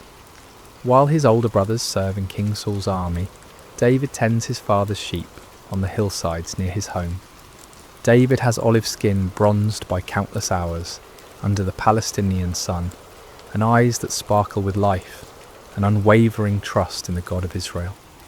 His hands, though young, are strong from years of guiding sheep, playing his harp and practicing with his simple shepherd's sling. He's small in stature compared to the warriors in both camps, but there's something different about David, something that sets him apart. It's not his size or his strength, but the quiet confidence that comes from knowing that the God who created the heavens and earth is also the God who watches over him as he watches over his sheep. As the sun climbs higher, painting the valley in shades of gold and amber, a stirring begins in both camps. The day's challenge is about to begin, and David, though he doesn't know it yet, is about to step into a moment that will echo through eternity. For 39 days, the same terrifying scene has played out in the valley of Elah. As the morning sun reaches its full strength, a massive figure emerges from the Philistine camp and strides down the hillside toward the valley floor. This is Goliath of Gath, and he is a sight that would make even the bravest heart tremble. Standing nearly 10 feet tall, Goliath is a giant among men. His frame is muscular and imposing, built like a fortress of flesh and bone. His bronze helmet catches the sunlight, and his scale armour gleams like the surface of a deep, dark sea. Each scale of his armour has been carefully crafted, overlapping like fish scales, to create an almost impenetrable defence. The armour alone weighs more than many men could carry, yet Goliath wears it as easily as another man might wear a simple tunic. In his massive hand he carries a spear, whose iron point is as large as a weaver's rod, and whose shaft is thick as a small tree. On his back hangs a bronze sword, and his legs are protected by bronze greaves that shine like mirrors. Walking before him is his armour-bearer, a man who would be considered large in any other company, but appears almost childlike next to his champion. As Goliath reaches the centre of the valley, near the gently flowing brook, he stops and turns to face the Israelite camp on the eastern hill. Then, in a voice that booms across the valley like thunder, he issues his daily challenge. "Why do you come out and line up for battle?" His voice echoes off the hillsides, causing birds to take flight from the olive trees. "Am I not a Philistine, and are you not the servants of Saul? Choose a man and have him come down to me. If he is able to fight and kill me, we will become your subjects. But if I overcome him and kill him, you will become our subjects and serve us." He pauses, letting his words sink in, and then continues with a sneer that the Israelite soldiers can hear even from their distant positions. "This day I defy the armies of Israel. Give me a man and let us fight each other." The challenge hangs in the morning air like a dark cloud. On the hillside, King Saul's army shifts nervously. These are not cowards, these soldiers of Israel. They are men who have fought battles and defended their homeland with courage. But Goliath represents something beyond normal warfare. He is not just a man. He seems like a force of nature, an unstoppable mountain of bronze and flesh. Among the Israelite ranks are three brothers, Eliab, Abinadab, and Shammah, sons of Jesse from Bethlehem. They stand with their fellow soldiers, feeling the same chill of fear that grips every man present. They've heard stories of giants in the land, descendants of the Anakim, who struck terror in the hearts of their forefathers. But seeing Goliath is different from hearing stories. His very presence seems to drain the courage from their hearts. King Saul himself, who stands head and shoulders above most men, feels small in comparison to this Philistine champion. The king who once stood fearlessly against Israel's enemies now finds himself at a loss. He has offered great rewards to any man who will face Goliath, riches beyond measure, his own daughter in marriage, and exemption from taxes for the victor's family. But for 39 days, no man has stepped forward. As Goliath's voice fades across the valley, an oppressive silence settles over both camps. The Philistines are confident, almost jovial in their certainty. Their champion is invincible, and they know it. Soon all of Israel will bow before their might. But in the Israelite camp, fear has taken root like a poisonous vine. With each passing day, with each repeated challenge, that fear grows stronger. The soldiers begin to whisper among themselves. Some wonder if they should retreat. Others question whether God has abandoned them. The shadow of one man, one giant, is darkening the faith of an entire nation. Yet God, who sees all things, who knows the end from the beginning, has already prepared an answer to this seemingly impossible challenge. And that answer is not a mighty warrior or a skilled general. It's a young shepherd boy who at this very moment is walking the dusty roads that lead to the valley of Elah, carrying nothing more threatening than food for his brothers and cheese for their commander. As the day progresses and Goliath returns to his camp with another unchallenged victory, the stage is being set for an encounter that will demonstrate once and for all that the battle belongs not to the strong, but to the Lord. The morning sun is climbing higher when David crests the hill overlooking the valley of Elah. He's been walking since before dawn, carrying a heavy pack filled with roasted grain and 10 loaves of fresh bread for his brothers and 10 cuts of cheese for their unit commander. His father Jesse, concerned about his son serving in King Saul's army, has sent David to check on them and bring them provisions. As David approaches the Israelite camp, he can hear the familiar sounds of an army preparing for battle. The clank of bronze armour, the scraping of swords being sharpened, and the low murmur of soldiers' voices. But there's something else in the air, something David can sense even before he understands it. There's a tension here, a fear that seems to hang over the camp like morning fog. David makes his way through the camp, asking for directions to find his brothers. The soldiers he passes look weary, their faces drawn with anxiety. Some pace nervously, others sit quietly, staring toward the valley. This is not what David expected to find. Where is the courage of Israel's army? Where is the confidence that should come from serving the God who delivered them from Egypt and gave them this promised land? Finally, David spots his brothers among their unit, and his face brightens with joy. He hurries toward them, his pack bouncing on his shoulders, but as he greets Eliab, Abinadab, and Shammah, he notices that they too carry the same haunted expression as the other soldiers. "Father sent provisions," David says warmly, beginning to unpack the food. "He's been worried about you and wanted to make sure you have enough to eat." But before his brothers can respond fully to his greeting, a sound begins to build from across the valley.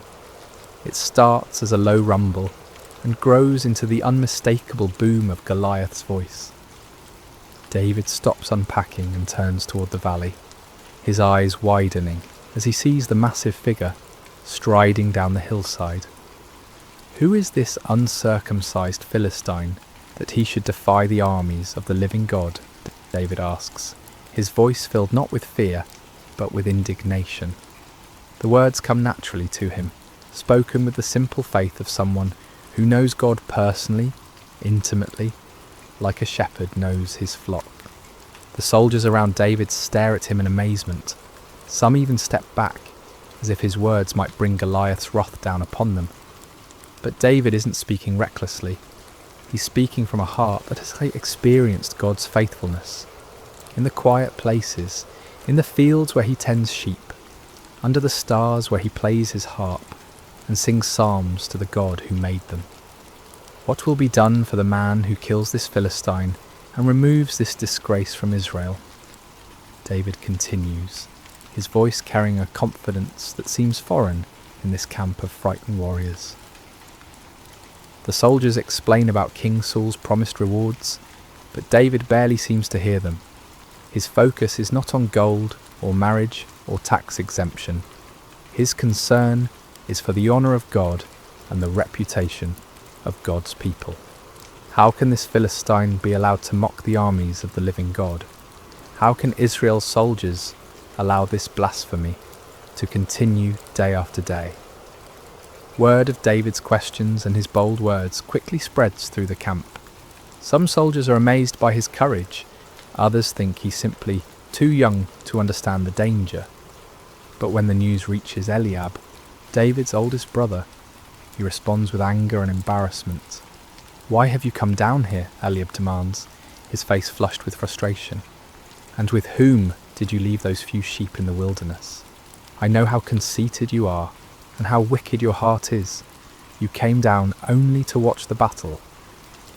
Eliab's harsh words reveal the tension that can exist even in families when faith and fear collide.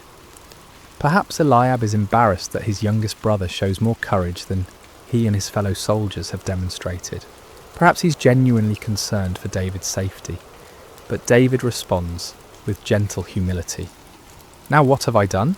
David asks calmly. "Can't I even speak?" He doesn't argue with his brother or defend himself harshly. Instead, he simply continues asking his questions, seeking to understand why no one has stepped forward to defend God's honour. Eventually, word of David's bold questions reaches King Saul himself. The king, desperate for any glimmer of hope, sends for this young man who speaks so fearlessly about facing the Philistine giant. When David is brought before him, Saul sees nothing impressive about this youth. David is small, young, with the sun-darkened skin of someone who works outdoors. He carries no sword, no armour, nothing that would mark him as a warrior. "Let no one lose heart on account of this Philistine," David says to the king with quiet confidence. "Your servant will go and fight him." King Saul looks at David in disbelief. "You are not able to go out against this Philistine and fight him," he says, his voice heavy with the weight of responsibility and fear. "You are only a young man, and he has been a warrior from his youth." But David's response comes from a wellspring of faith that has been tested and proven in the wilderness places where no one was watching. "Your servant has been keeping his father's sheep," David begins, his voice steady and sure. "When a lion or a bear came and carried off a sheep from the flock, I went after it, struck it, and rescued the sheep from its mouth. When it turned on me, I seized it by its hair, struck it, and killed it. Your servant has killed both the lion and the bear. This uncircumcised Philistine will be like one of them, because he has defied the armies of the living God."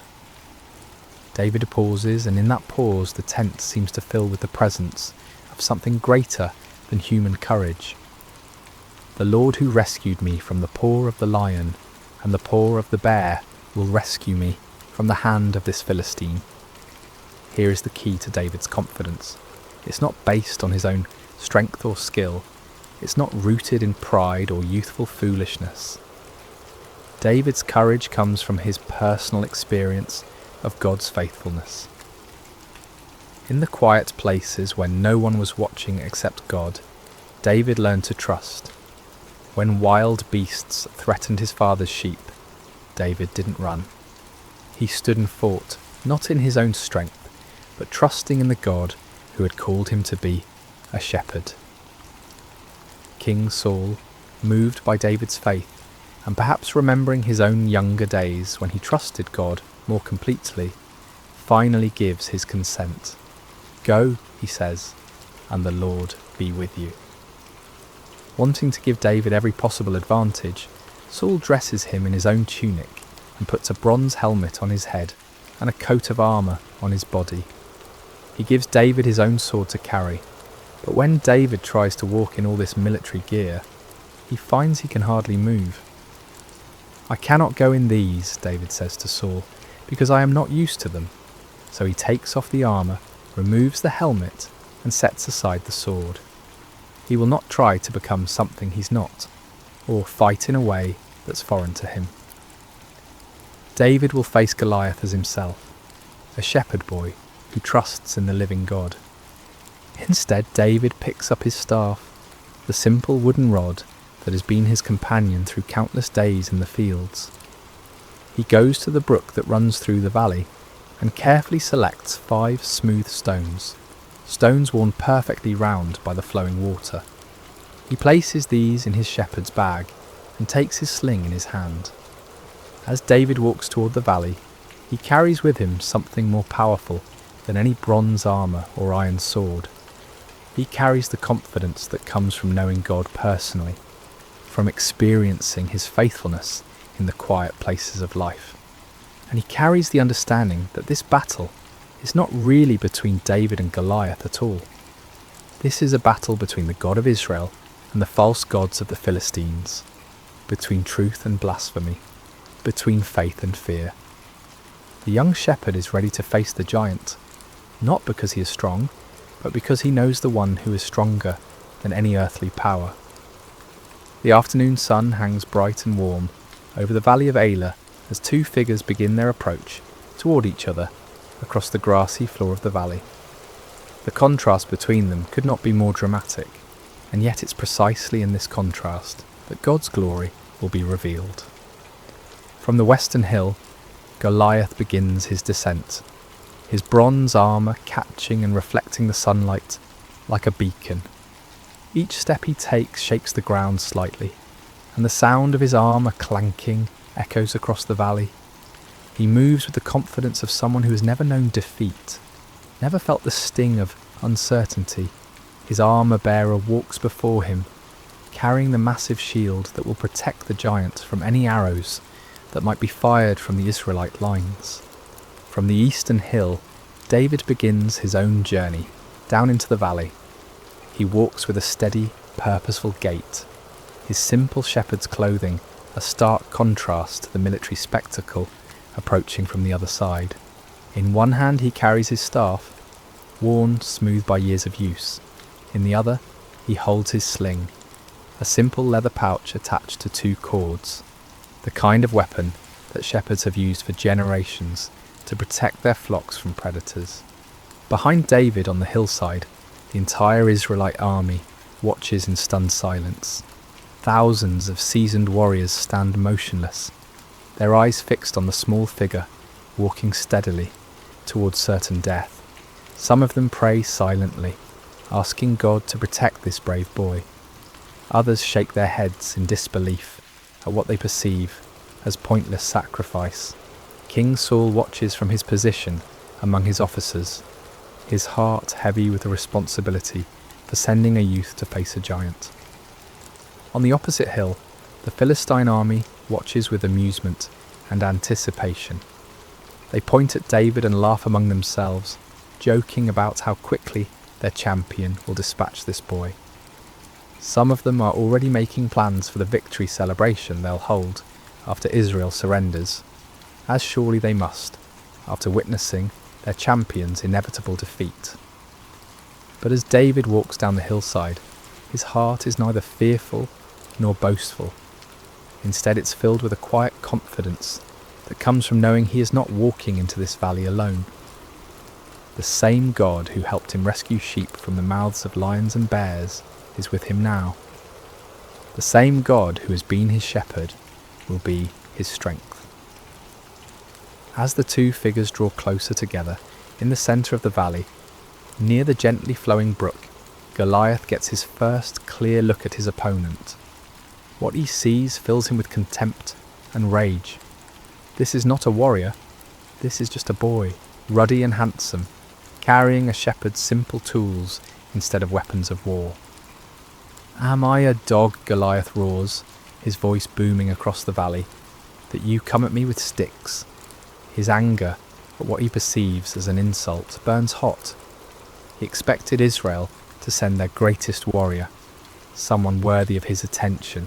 Instead, they've sent a child. Goliath continues his verbal assault, his voice carrying clearly to both armies. "Come here, and I'll give your flesh to the birds and the wild animals." The threat hangs in the air like the cry of a predator, and even some of the Philistine soldiers feel a chill at the cruelty in their champion's voice. But David, standing in the valley, with the afternoon sun behind him, casting his shadow long across the grass, remains unshaken. When he speaks, his voice carries clearly across the valley, and every word is heard by both armies. "You come against me with sword and spear and javelin," David calls out, his young voice strong and clear, "but I come against you in the name of the Lord Almighty, the God of the armies of Israel, whom you have defied." The words echo across the valley like a bell ringing, clear and pure and full of power. David continues, and as he speaks, something changes in the atmosphere of the valley. The mocking laughter from the Philistine hill begins to fade. On the Israelite side, soldiers lean forward, straining to hear every word. "This day the Lord will deliver you into my hands, and I'll strike you down and cut off your head. This very day I will give the carcasses of the Philistine army to the birds and the wild animals, and the whole world will know that there is a God in Israel. All those gathered here will know that it is not by sword or spear that the Lord saves. For the battle is the Lord's, and he will give all of you into our hands." David's words ring with prophetic power and absolute certainty. He's not boasting in his own strength or skill. Instead, he's making a declaration of faith, a public testimony to the power and faithfulness of the God of Israel. This battle, David understands, is not ultimately about military might or human courage. It's about the honour of God and the revelation of his power to both Israel and the surrounding nations. Goliath, enraged by what he sees as blasphemous arrogance from a mere boy, begins moving quickly toward David, his massive frame covering the ground with surprising speed. His armour clanks and his weapons gleam as he bears down on his small opponent like an avalanche of bronze and iron. But David doesn't flee. Instead, he runs toward Goliath, closing the distance between them with swift, determined steps. As he runs, he reaches into his shepherd's bag and takes out one of the smooth stones he selected from the brook. With practiced ease, born of countless hours protecting sheep, he places the stone in his sling. The sling is not a child's toy, though it may appear simple. In the hands of a skilled shepherd, it's a precision weapon capable of tremendous force. David has used his sling to drive off wolves and bears, to guide wandering sheep, and to strike targets with accuracy at considerable distances. Now as he runs toward Goliath, all those years of practice culminate in this single, crucial moment. With fluid motion, perfected through countless repetitions, David begins to swing the sling around his head, building momentum. The leather pouch whispers through the air as it spins, faster and faster. Goliath, seeing David's movement, may have raised his shield or adjusted his position, but his great size, which has always been his advantage, now works against him. He cannot change direction quickly, cannot dodge with the agility of a smaller man. At the perfect moment, when the geometry of angle and distance and momentum align exactly right, David releases one of the cords. The stone flies from the sling like an arrow, swift and straight and true, guided by skill and powered by faith. The stone strikes Goliath in the centre of his forehead, at the one spot where his bronze helmet doesn't protect him, with tremendous force. The sound of impact echoes across the valley like the crack of thunder. For a moment time seems suspended. The giant warrior, seemingly invincible in his bronze armour, stands motionless. Then, like a great tree falling in the forest, Goliath topples forward and crashes to the ground. The earth trembles under the impact of his massive frame. His weapons clatter beside him, his armour scrapes against the stones, and then there is silence. David runs to where Goliath lies and stands over the fallen giant. Finding no sword of his own, David draws Goliath's own massive sword from its sheath, and with effort befitting his size, uses it to cut off the giant's head, fulfilling his prophecy exactly as he had spoken it. Then David lifts Goliath's head high above his own, and his voice rings out across the valley one more time, "The battle is the Lord's." The silence that follows is profound and complete, broken only by the gentle sound of the brook flowing peacefully through the valley, washing the smooth stones that remain in David's shepherd's bag. The sight of their fallen champion creates an immediate and dramatic transformation in both armies. On the Philistine hillside, the confident laughter and casual conversation die away instantly, replaced by stunned silence and then growing panic. These seasoned warriors, who moments before were planning their victory celebration, now stare in disbelief at the impossible scene in the valley below. Their champion, their giant, their seemingly invincible Goliath lies motionless in the grass, his own sword in the hands of the shepherd boy, who stands triumphant beside his massive form. The psychological impact is devastating. If Goliath could fall to this young Israelite, what protection did they have? What power could stand against the God of Israel? On the eastern hillside, the transformation is equally dramatic, but runs in the opposite direction. The Israelite soldiers, who have been paralysed by fear for 40 days, suddenly find their voices in a great roar of triumph that echoes off the surrounding hills. The sound builds and builds, a crescendo of relief and joy and renewed confidence that seems to shake the very foundations of the valley. "The Lord has given us victories," they cry. "God has delivered the Philistines into our hands." Swords are drawn from sheaths, not in fear this time, but in confidence. Spears are raised high, and the entire army begins to surge down the hillside like a mighty river breaking through a dam. King Saul, watching from his position among his officers, feels his own heart lift with amazement and gratitude. The burden of fear that has pressed down on him for weeks suddenly lifts, replaced by the returning memory of what it means to serve the living God. He gives the command that his army is already anticipating. Charge! The Philistine army, seeing the Israelites rushing toward them and having lost their champion and their confidence in a single moment, turns and flees. What had been an organised military force becomes a scattered mob running for their lives across the hills and valleys of the countryside. The rout is complete and devastating.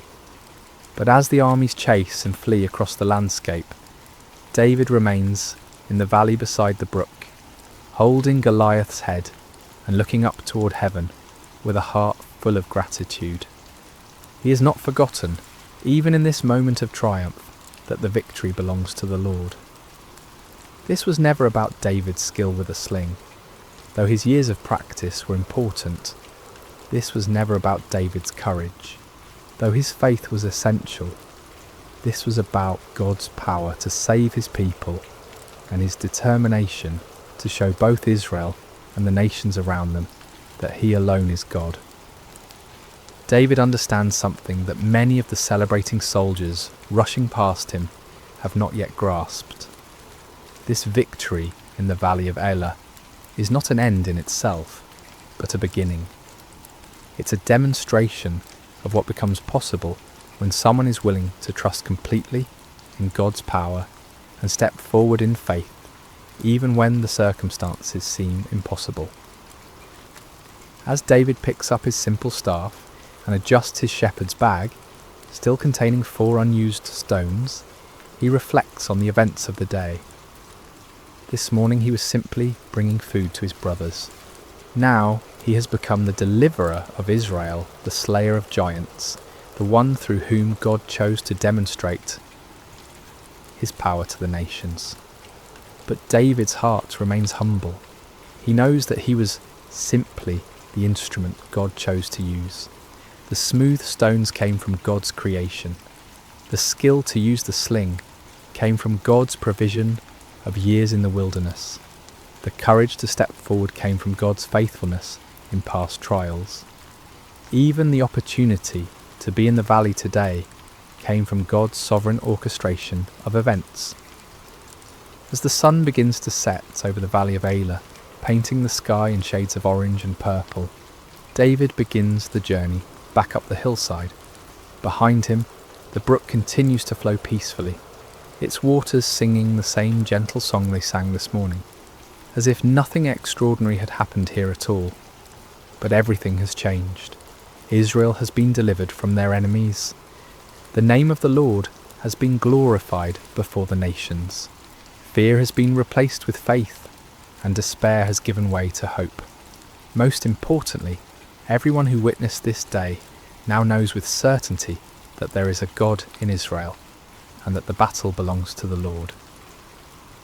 The young shepherd boy who walked down into the valley, carrying only his simple faith and his trust in God, walks back up the hillside as a champion. But he carries with him the same faith and the same trust, because he understands that these were the real weapons that won the victory. Size and strength and bronze armour are nothing compared to the power of the living God when it flows through a heart that trusts him completely. As David rejoins the celebrating Israelite army, his brothers look at him with new eyes. Eliab, who scolded him harshly this morning, now embraces him with tears of joy and amazement. The soldiers who barely noticed the young shepherd this morning now gather around him with respect and wonder, eager to hear him tell the story of his victory. But David's first words are not about his own actions or his own courage. Instead, he lifts his eyes toward heaven and says simply, "Blessed be the Lord God of Israel, who has delivered his people this day." The victory belongs to the Lord, and David never forgets it. This understanding, this heart of worship and gratitude, even in the moment of triumph, is what will carry David through all the challenges that lie ahead in his remarkable life. For this is not the end of David's story, but the beginning. This day in the valley of Elah reveals the heart of a shepherd who will one day be king, a man after God's own heart, who will lead Israel with the same faith and trust he showed when facing a giant with nothing but a sling and the name of the Lord.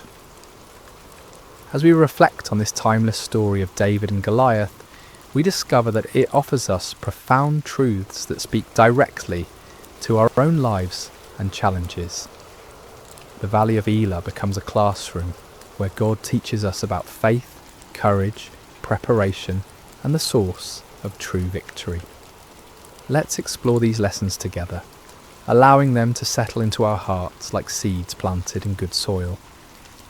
One of the most striking aspects of David's story is how thoroughly unlikely he seems as a champion. When the prophet Samuel came to Jesse's house to anoint the next king of Israel, Jesse didn't even bother to call David in from the fields at first. David was the youngest, the smallest, the one everyone overlooked. Even his own brothers saw him as insignificant, more of an annoyance than a hero. Yet God specifically chose this overlooked shepherd boy to accomplish what none of Israel's mighty warriors dared attempt. This pattern runs throughout Scripture and continues in our world today. God delights in using people the world considers insignificant to accomplish his greatest purposes. He chooses the weak to shame the strong, the foolish to confound the wise, the humble to teach the proud. This truth offers tremendous encouragement to anyone who has ever felt overlooked, undervalued, or insignificant. Perhaps you feel too young, too old, too inexperienced, or too ordinary to make a difference. Perhaps others have dismissed your dreams or minimized your contributions. If so, you're in excellent company. Moses felt too inadequate to speak for God. Gideon felt too weak to lead an army. Esther felt too powerless to influence a king. Mary felt too young to bear the Messiah. But God sees what others miss. He looks at the heart while others focus on outward appearances. He values faithfulness over fame, character over credentials, availability over ability. When you feel small in the eyes of the world, remember that you serve a God who specializes in doing extraordinary things through ordinary people who trust him completely. The key is not to become someone else, but to offer who you already are to God with complete surrender. David didn't try to become a traditional warrior. He remained a shepherd who trusted God. Your background, your personality, your unique experiences and perspective are not accidents. They are part of God's preparation for the work he has planned for you. David's courage in facing Goliath didn't appear suddenly on the day of battle. It was forged over years of faithful service in places where no one was watching except God. While tending his father's sheep in the wilderness, David faced lions and bears that threatened the flock. In those lonely, dangerous moments, with no audience to impress and no recognition to gain, David learned to depend completely on God's strength. These wilderness experiences became David's training ground. Each time he trusted God to help him protect the sheep, his faith grew stronger. Each time he saw God's faithfulness in the small things, his confidence in God's power increased. By the time he faced Goliath, David had a history with God, a track record of divine assistance that gave him unshakable confidence. This principle applies directly to our lives. The character we develop in private, the faithfulness we demonstrate when no one is watching, the trust we build through small challenges prepare us for the larger battles we'll face later. God often prepares us through what seem like insignificant experiences, developing in us the spiritual muscles we'll need for greater tasks. Perhaps you're in a season of quiet preparation right now. Maybe you're in a job that feels unimportant, dealing with challenges that seem mundane, or serving in ways that go unnoticed. Don't despise these experiences. See them as God's training ground, places where you can learn to trust Him completely without the pressure of public attention. Every act of faithfulness in small things builds spiritual strength. Every time you choose to trust God rather than worry, you're developing the faith muscles you'll need for larger challenges. Every moment you spend in prayer, study and worship during the ordinary days creates the spiritual foundation that will hold firm when storms come. David's Psalms reflect a man who knew God intimately through countless hours of communion in the wilderness. His worship wasn't reserved for public occasions. It was the natural overflow of a heart that had learned to recognize God's presence in solitary places. This private relationship with God became the source of his public courage. The contrast between David's response to Goliath and that of Israel's army reveals the transformative power of proper perspective. The Israelite soldiers saw Goliath's size and focused on their own inadequacy. They measured themselves against the giant and found themselves wanting. Fear paralyzed them because they were looking at the problem instead of at God. David saw the same giant but responded completely differently. Instead of focusing on Goliath's size, David focused on God's greatness. Instead of measuring himself against the Philistine champion, he remembered God's faithfulness in past challenges. Most importantly, David saw this confrontation not as David versus Goliath, but as the God of Israel versus the false gods of the Philistines. This shift in perspective made all the difference. When we focus on our problems, they appear insurmountable. When we focus on God, our problems find their proper proportion. The same challenge that paralyzes us with fear can become an opportunity to witness God's power when we view it through the lens of faith. Your Goliath may not be a 9-foot giant in bronze armour, but it's probably just as real and just as intimidating. It might be a health diagnosis that fills you with dread, a financial crisis that keeps you awake at night, a broken relationship that seems beyond repair, or a dream that feels impossible to achieve. Whatever giant you're facing, the same God who empowered David is available to you today. The key is learning to see your challenges through God's eyes rather than your own. When you focus on how big your problems are, they grow larger in your mind, and your faith shrinks. But when you focus on how big your God is, your problems find their proper place, and your faith grows stronger. Faith doesn't mean pretending problems don't exist or minimizing real challenges. David didn't pretend Goliath was small. He acknowledged the giant's formidable appearance and weapons. But faith means recognizing that God is greater than any challenge we face, and that His power is available to those who trust Him completely. Perhaps the most important lesson from David's story is his understanding that victory belongs to God alone. David never claimed credit for defeating Goliath. He never boasted about his skill with a sling or his courage in facing the giant. Instead, he consistently pointed to God as the source of his victory. This humility wasn't false modesty, it was accurate theology. David understood that without God's strength, he would have been just another casualty in the valley. With God's power, he became an instrument of divine deliverance. The difference was not in David himself, but in David's relationship with God and his willingness to trust completely in divine strength. This principle protects us from both despair and pride. When we face challenges that seem impossible, we can take courage from knowing that we don't have to rely on our own strength. The same God who empowered David is available to empower us. When we experience victory and success, we can maintain humility by remembering that every good gift comes from above. Recognizing that victory belongs to the Lord also frees us from the crushing pressure of trying to achieve success through our own efforts alone. We can work diligently, prepare thoroughly, and act courageously, but we do so knowing that ultimate success depends on God's blessing and power. This perspective brings both peace in the struggle and gratitude in the victory. As we conclude our time together in the valley of Elah, I want you to imagine yourself standing where David stood.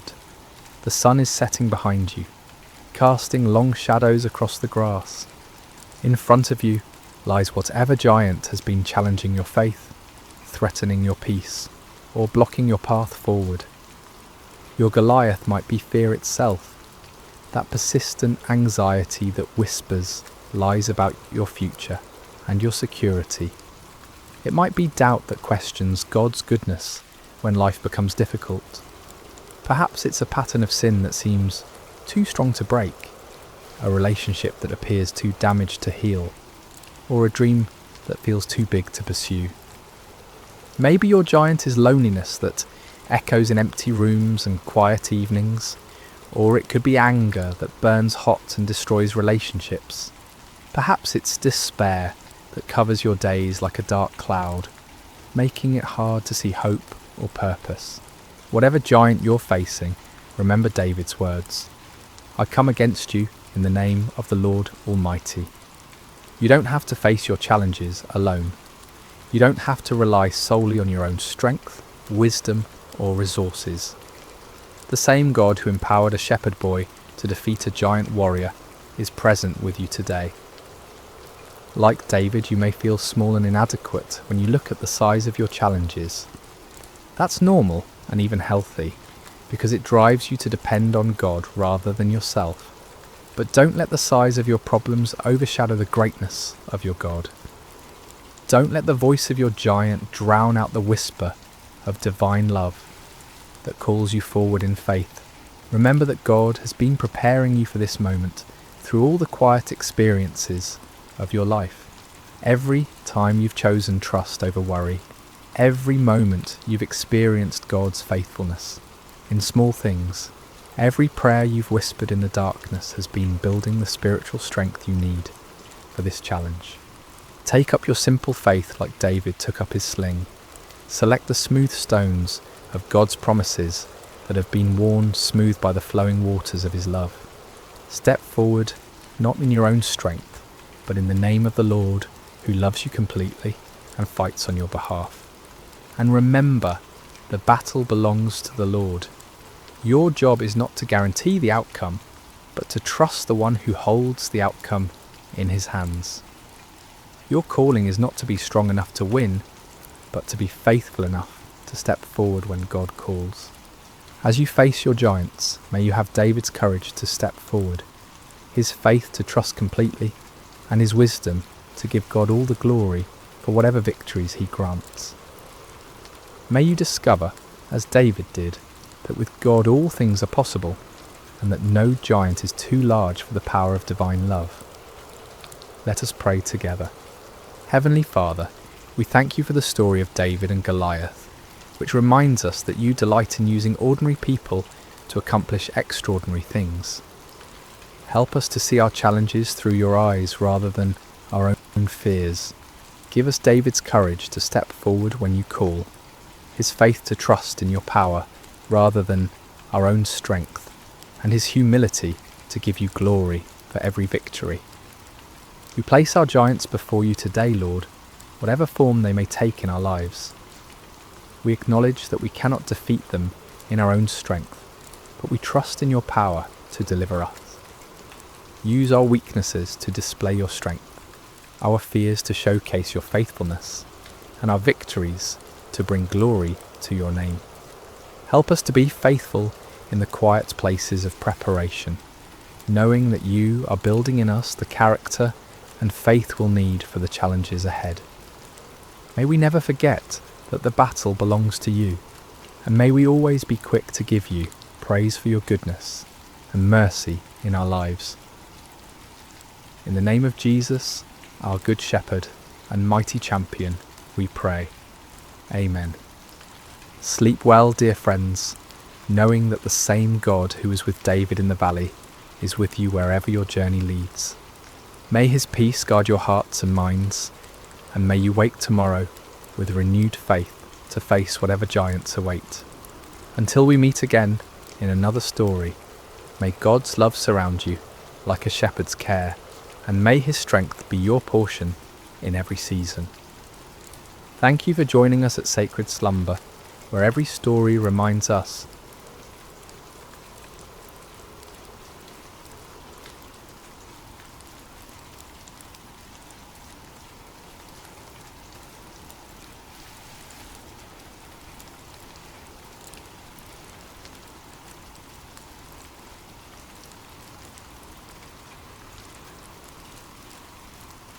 Hello friends, and welcome to Sacred Slumber. I hope your day has been filled with blessings, no matter what time you're joining us or where you are in this beautiful world. Before we begin tonight's journey into the remarkable story of Gideon, I want to invite you to subscribe to Sacred Slumber so you never miss these powerful biblical narratives that can transform your heart and strengthen your faith. Now let's settle in as we explore one of the most extraordinary accounts of courage, faith, and divine intervention in all of Scripture. The sun hung low over the hills of Israel, casting long shadows across a land that had once flowed with milk and honey. But those days seemed like distant memories now. The once prosperous nation had fallen into chaos, its people scattered and hiding like frightened animals.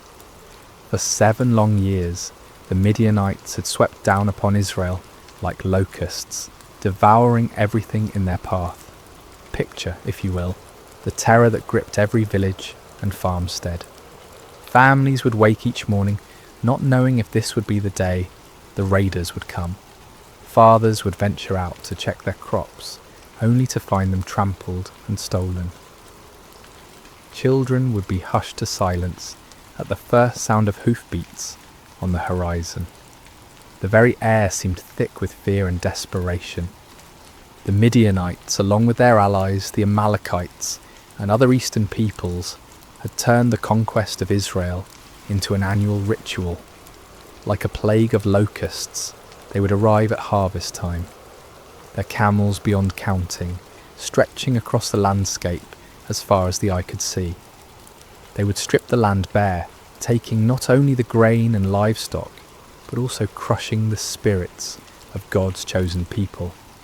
Farmers had abandoned their fields, choosing instead to hide in mountain caves and underground chambers. The marketplaces that once bustled with commerce now stood empty and silent. What should have been a time of celebration and thanksgiving for the harvest had become a season of dread and starvation.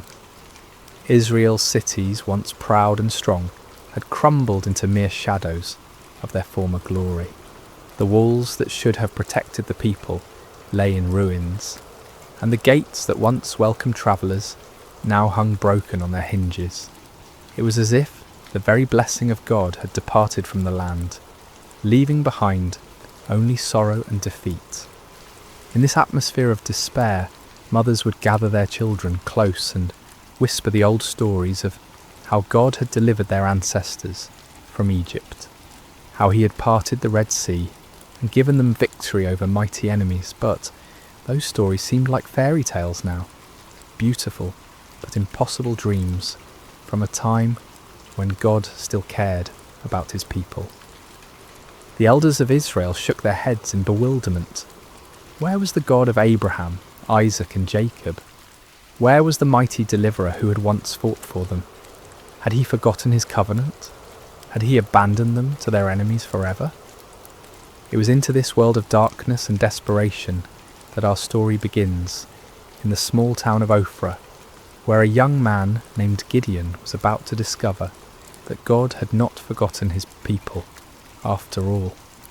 But Gideon, like so many others, had lost hope.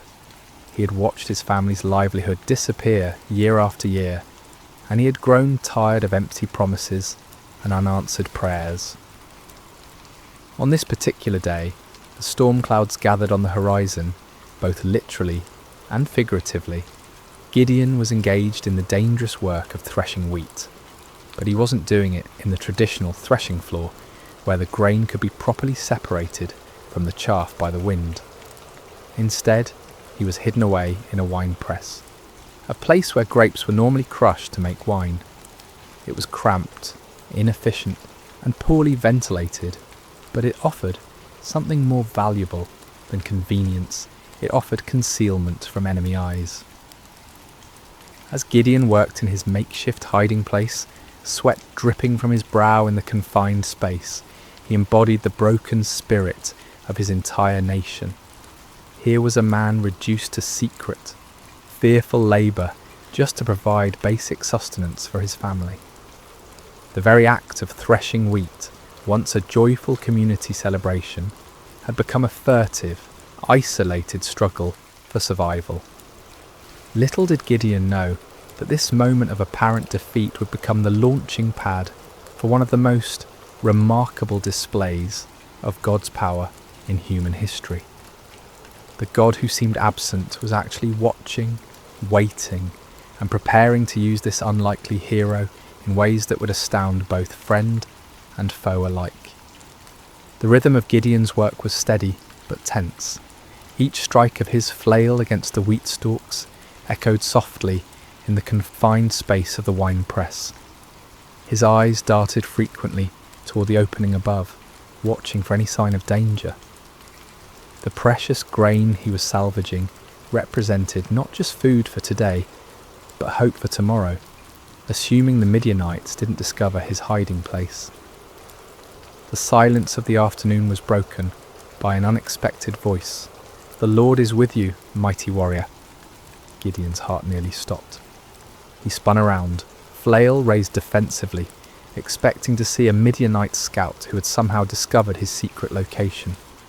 Instead, he found himself face to face with a figure unlike any he had ever encountered. The stranger sat calmly beneath the great oak tree that overlooked the wine press, his presence somehow both commanding and peaceful. The greeting struck Gideon as almost mockingly ironic. Mighty warrior? Him? The man who was reduced to threshing wheat in secret, constantly looking over his shoulder in fear. And the Lord is with you? If that were true, then why was Israel suffering under such devastating oppression? "Pardon me, my lord," Gideon replied, his voice heavy with skepticism and pain. "But if the Lord is with us, why has all this happened to us? Where are all his wonders that our ancestors told us about when they said, 'Did not the Lord bring us up out of Egypt?' But now the Lord has abandoned us and given us into the hand of Midian." The words poured out of Gideon like water from a broken dam. Years of frustration, disappointment, and unanswered questions came tumbling forth. He had grown up hearing the magnificent stories of God's mighty deeds, of pillars of fire and cloud, of armies defeated and nations subdued. But where was that God now? Where were those miracles when his people needed them most? The stranger listened patiently to Gideon's outburst, showing no offence at the young man's boldness or apparent lack of faith. There was something in his eyes that spoke of ancient wisdom and unlimited compassion. When Gideon finished speaking, the visitor's response was both simple and earth-shattering. "Go in the strength you have and save Israel out of Midian's hand. Am I not sending you?" The audacity of the command took Gideon's breath away. Save Israel? Him? The implications were staggering. This wasn't a request for him to join an army or support a cause. This was a divine commission to personally lead the deliverance of an entire nation from a seemingly impossible situation. "Pardon me, my lord," Gideon stammered, his mind reeling, "but how can I save Israel? My clan is the weakest in Manasseh, and I am the least in my family." Gideon's response revealed the depth of his feelings of inadequacy. In a culture where tribal strength and family position determined social standing and influence, he saw himself as doubly disqualified. His clan held no political power, commanded no great armies, and possessed no significant wealth. Within that already weak clan, he was the youngest, the most inexperienced, the least likely to be chosen for any position of leadership. But the stranger's next words would echo through the ages as one of the most profound promises ever given to a human being. "I will be with you, and you will strike down all the Midianites, leaving none alive." The promise was comprehensive and absolute. Not some of the Midianites, not most of them, but all of them. The victory would be complete and decisive, but more importantly, it would not depend on Gideon's strength, wisdom, or experience. It would depend entirely on the presence and power of God himself. Still struggling to believe what he was hearing, Gideon made a request that would reveal both his desire for faith and his need for certainty. "If now I have found favour in your eyes, give me a sign that it is really you talking to me. Please do not go away until I come back and bring my offering and set it before you." The stranger agreed to wait, and Gideon hurried to his house to prepare an offering. His heart raced as he worked, his hands trembling slightly as he prepared a young goat and made bread from an ephah of flour. This was not a small offering by the standards of his time, especially for a family struggling under the oppression of constant raids. Yet something within him compelled him to give generously, to honour this mysterious visitor properly. When Gideon returned with the prepared food, the stranger instructed him to place the meat and unleavened bread on a rock and pour out the broth. Gideon obeyed, though he couldn't understand the purpose of these strange instructions. What happened next would leave no doubt about the supernatural nature of his visitor. The stranger touched the meat and bread with the tip of the staff he carried, and immediately fire flared from the rock, consuming the entire offering in an instant. The flames burned with an intensity and heat that no ordinary fire could match, leaving nothing behind but the memory of their brilliance. In that same moment, the stranger vanished from sight, disappearing as suddenly and mysteriously as he had appeared. Terror gripped Gideon's heart as the full realization of what had just occurred crashed over him like a mighty wave. This had been no ordinary man, no mere messenger or prophet. This had been the angel of the Lord, a manifestation of God himself. In that moment of understanding, Gideon was overwhelmed not with joy, but with mortal fear. "Alas, sovereign Lord," he cried out in anguish, "I have seen the angel of the Lord face to face." In the ancient world, it was believed that no human could see God and live. The very encounter that should have filled him with confidence instead filled him with terror. Had his boldness in questioning and testing the Lord sealed his doom? Would he die for having stood in the presence of the Almighty? But even in his moment of greatest fear, God's grace reached out to comfort him. The voice of the Lord came to him again, gentle and reassuring. "Peace, do not be afraid, you are not going to die." With his own hands, Gideon built an altar on that spot and called it, "The Lord is Peace." The place where he had threshed wheat in fear and desperation had become holy ground, the site of a divine encounter that would change not only his life, but the destiny of an entire nation. As night fell over Ophrah, Gideon stood beside his new altar, his mind swirling with the magnitude of what had occurred. The God of his ancestors, had not abandoned Israel after all. He had been working, planning, preparing for this very moment, and somehow, incredibly, he had chosen Gideon to be his instrument of deliverance. Yet even as faith began to bloom in his heart, doubt lingered like shadows at the edges of his mind. The task before him seemed impossible, the odds insurmountable. How could he, one man from the weakest clan in Manasseh, possibly hope to defeat the countless multitudes of Midian and their allies? It was a question that would lead him to make one of the most famous requests for divine confirmation in all of Scripture. The days following Gideon's encounter with the angel of the Lord were filled with a mixture of excitement and anxiety. The divine commissioning had been clear and unmistakable, yet the human heart, prone to doubt and fear, struggled to fully embrace what seemed impossible. Gideon found himself caught between the supernatural certainty of his calling and the natural uncertainties of his circumstances. As he went about his daily tasks, Gideon's mind constantly returned to that moment when fire had consumed his offering and the angel had vanished from sight. Had it really happened? In the bright light of day, with the familiar sounds and sights of ordinary life surrounding him, the encounter almost seemed like a dream. Yet the altar he had built stood as a permanent reminder, its stones bearing witness to the reality of what had occurred. Word began to spread quietly through the region about Gideon's calling. Some believed and were filled with hope for the first time in years.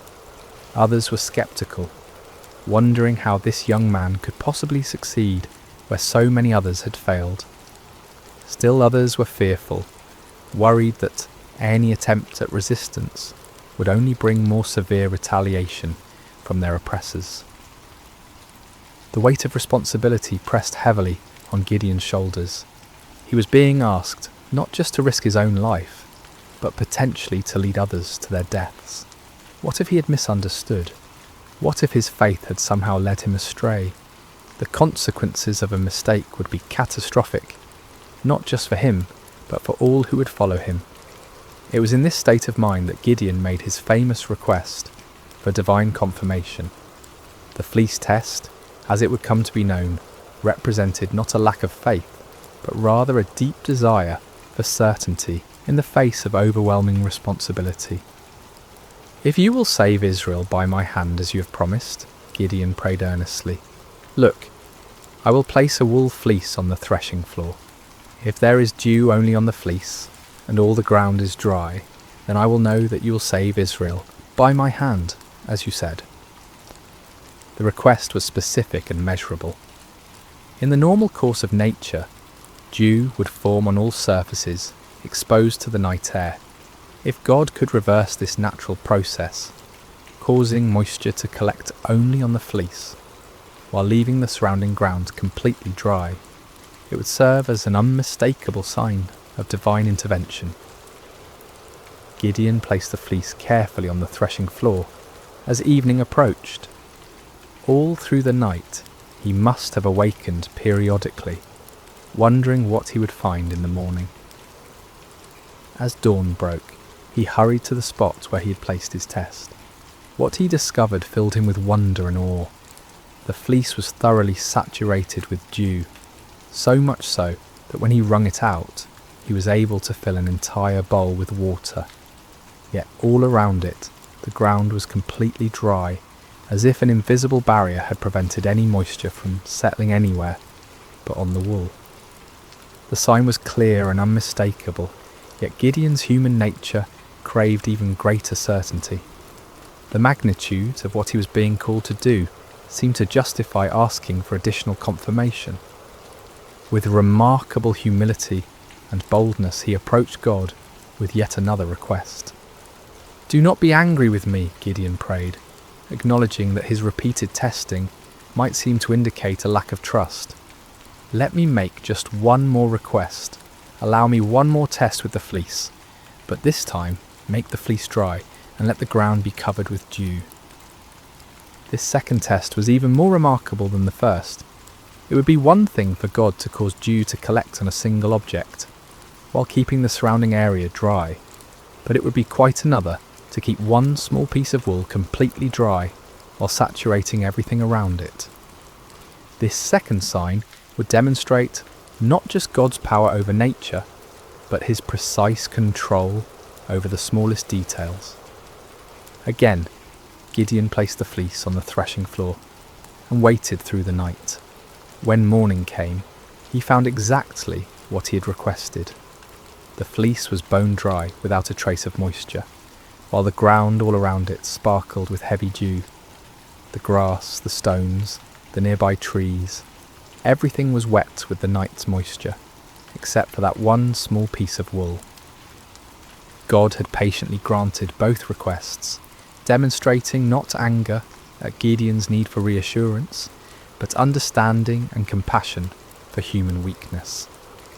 The fleece tests revealed important truths about the nature of faith and the character of God.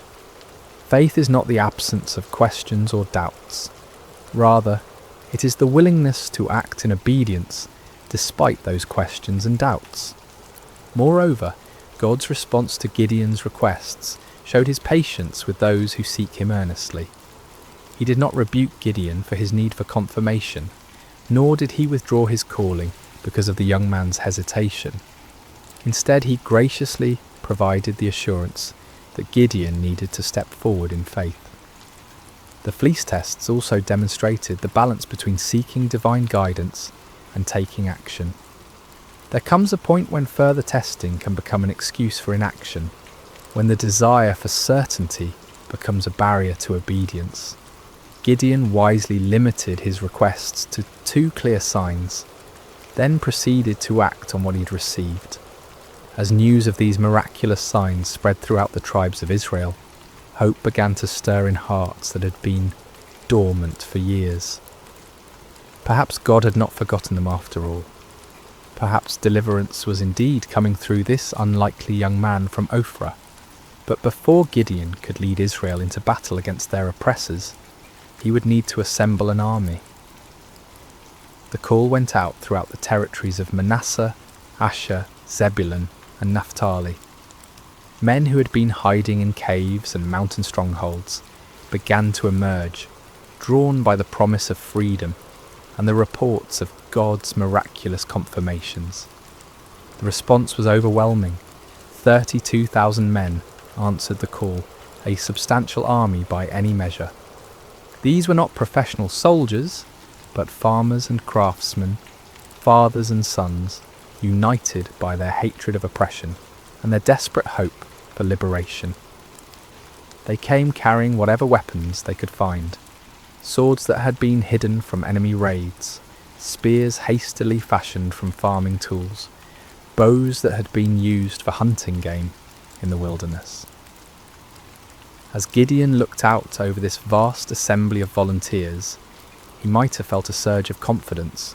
Surely with 32,000 men, even amateur fighters, he could mount a credible challenge to the Midianite forces.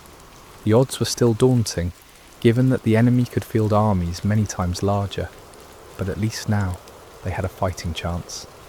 Yet God had other plans. The fleece tests had been preparation not just for Gideon's faith, but for an even greater demonstration of divine power. The true test was not whether Gideon could trust God with impossible signs, but whether he could trust God with an impossible strategy. What happened next would shock both Gideon and his army, challenging every human assumption about warfare and victory. God was about to demonstrate that his ways are not our ways, and that his power is made perfect, not in human strength, but in human weakness. The morning sun cast long shadows across the camp as 32,000 men prepared for what they believed would be their march to war. Weapons were sharpened, provisions were packed, and final prayers were offered. The air buzzed with nervous energy as farmers turned warriors contemplated the battle that lay ahead. Gideon moved among his troops, offering words of encouragement and trying to project the confidence that a leader must display. Yet privately, he was still awed by the magnitude of what was happening. Just weeks earlier, he had been hiding in a wine press, and now he stood at the head of the largest volunteer army Israel had assembled in generations.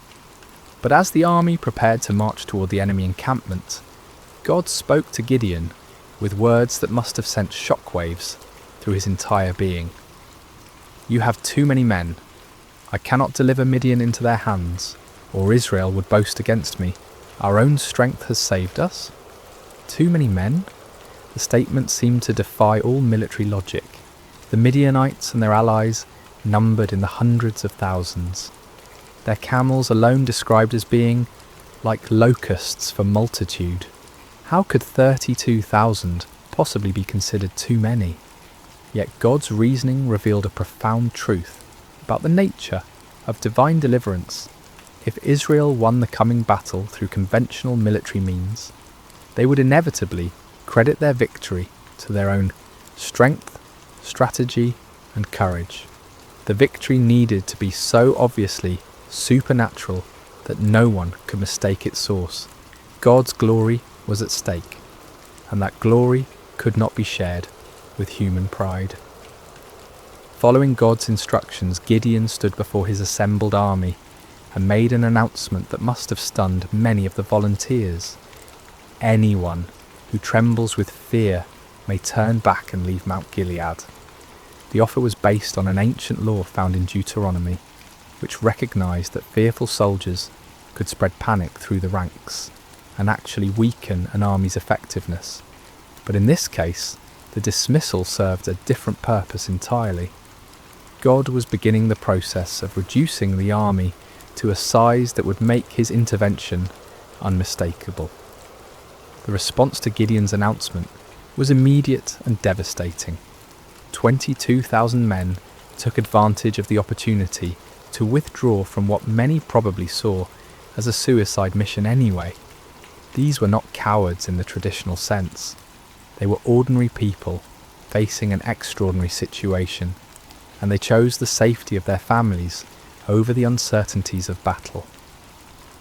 As Gideon watched more than 2/3 of his army walk away, his heart must have sunk. 10,000 men remained, still a respectable force, but far fewer than what seemed necessary for the task ahead. Surely now they could proceed with God's blessing. But God was not finished with his reductions. "There are still too many men," came the divine word. "Take them down to the water, and I will thin them out for you there. If I say, 'This one shall go with you,' he shall go. But if I say, 'This one shall not go with you,' he shall not go." The instruction was puzzling and specific. Gideon was to observe how the men drank water and select his final army based on their drinking method. Of all the criteria that might be used to choose warriors, how they consumed water seemed among the least relevant to military prowess. At the water's edge, the 10,000 men revealed their character through their approach to drinking. The vast majority knelt down and put their faces directly to the water, drinking deeply and focusing entirely on satisfying their thirst. But a small group, only 300 men, demonstrated a different approach. They brought water to their mouths with their hands, lapping it like dogs while maintaining their vigilance and readiness. God's instruction was clear. "With the 300 men that lapped, I will save you and give the Midianites into your hands. Let all the others go home." The reduction was complete and shocking. From 32,000 to 300 represented a decrease of more than 99%. What had begun as a substantial army was now reduced to little more than a large company. The odds, already daunting, had become mathematically absurd. Yet the selection criteria revealed profound spiritual truths. The 300 men who were chosen had demonstrated alertness, self-discipline, and readiness, even in a moment of personal need. While drinking, they had maintained their awareness of their surroundings, prepared for action at a moment's notice. These qualities, while admirable in soldiers, were really symbols of spiritual preparedness and faithfulness. As the dismissed soldiers departed, taking most of the weapons and supplies with them, Gideon was left with 300 men who looked more like a ceremonial guard than a fighting force. The enemy they faced was described in terms that emphasized their overwhelming numbers. All the Midianites, the Amalekites, and the other eastern peoples had settled in the valley, thick as locusts. Their camels could no more be counted than the sand on the seashore. The disparity was so extreme that it moved beyond the realm of military strategy into the realm of the miraculous. No human commander would voluntarily reduce his forces to such a level when facing such overwhelming odds. Yet this was precisely God's point. The victory that was coming would be so clearly divine in origin that no one could attribute it to human planning or prowess. For Gideon, this final reduction must have been the ultimate test of faith. Everything in his military thinking, everything in his natural instincts, everything in conventional wisdom screamed against such a strategy. Yet his experiences with the fleece had prepared him for this moment. He had learned to trust God's ways even when they contradicted human logic. The 300 men who remained showed remarkable faith as well. They could see the enemy forces spread across the valley below them. They knew the odds better than anyone, yet they chose to stay, to trust in the God who had called them through his servant Gideon. As night fell over the Israelite camp, the 300 men prepared for what would be the most unconventional battle in military history. They had no idea that they were about to participate in a victory that would be remembered and celebrated for thousands of years. A victory that would demonstrate God's power to use the weak to confound the mighty. The stage was set for a night that would change everything. The Midianites slept in their countless tents, confident in their overwhelming superiority.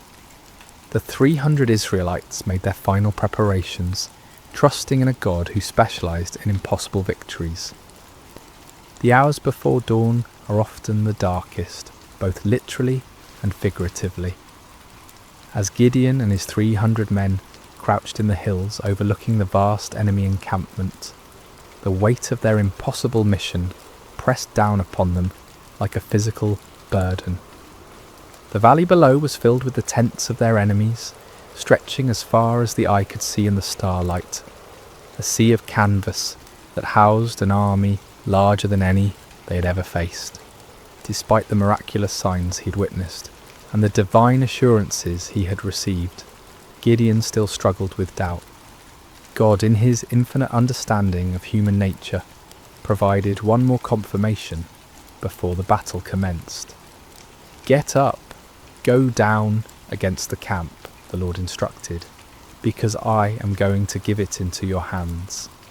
If you are afraid to attack, go down to the camp with your servant Purah and listen to what they are saying.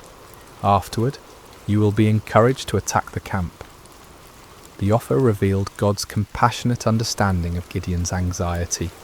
Rather than rebuking him for his continued fears, the Lord provided an opportunity for reassurance. Taking his servant Purah with him, Gideon crept down toward the perimeter of the enemy camp under cover of darkness. The Midianite camp was massive beyond imagination. Thousands upon thousands of tents housed warriors from multiple nations united in their conquest of Israel. The sounds of the sleeping army filled the night air, snoring soldiers, restless camels, the occasional challenge of sentries. The very scale of the enemy forces should have been overwhelming to any reasonable observer.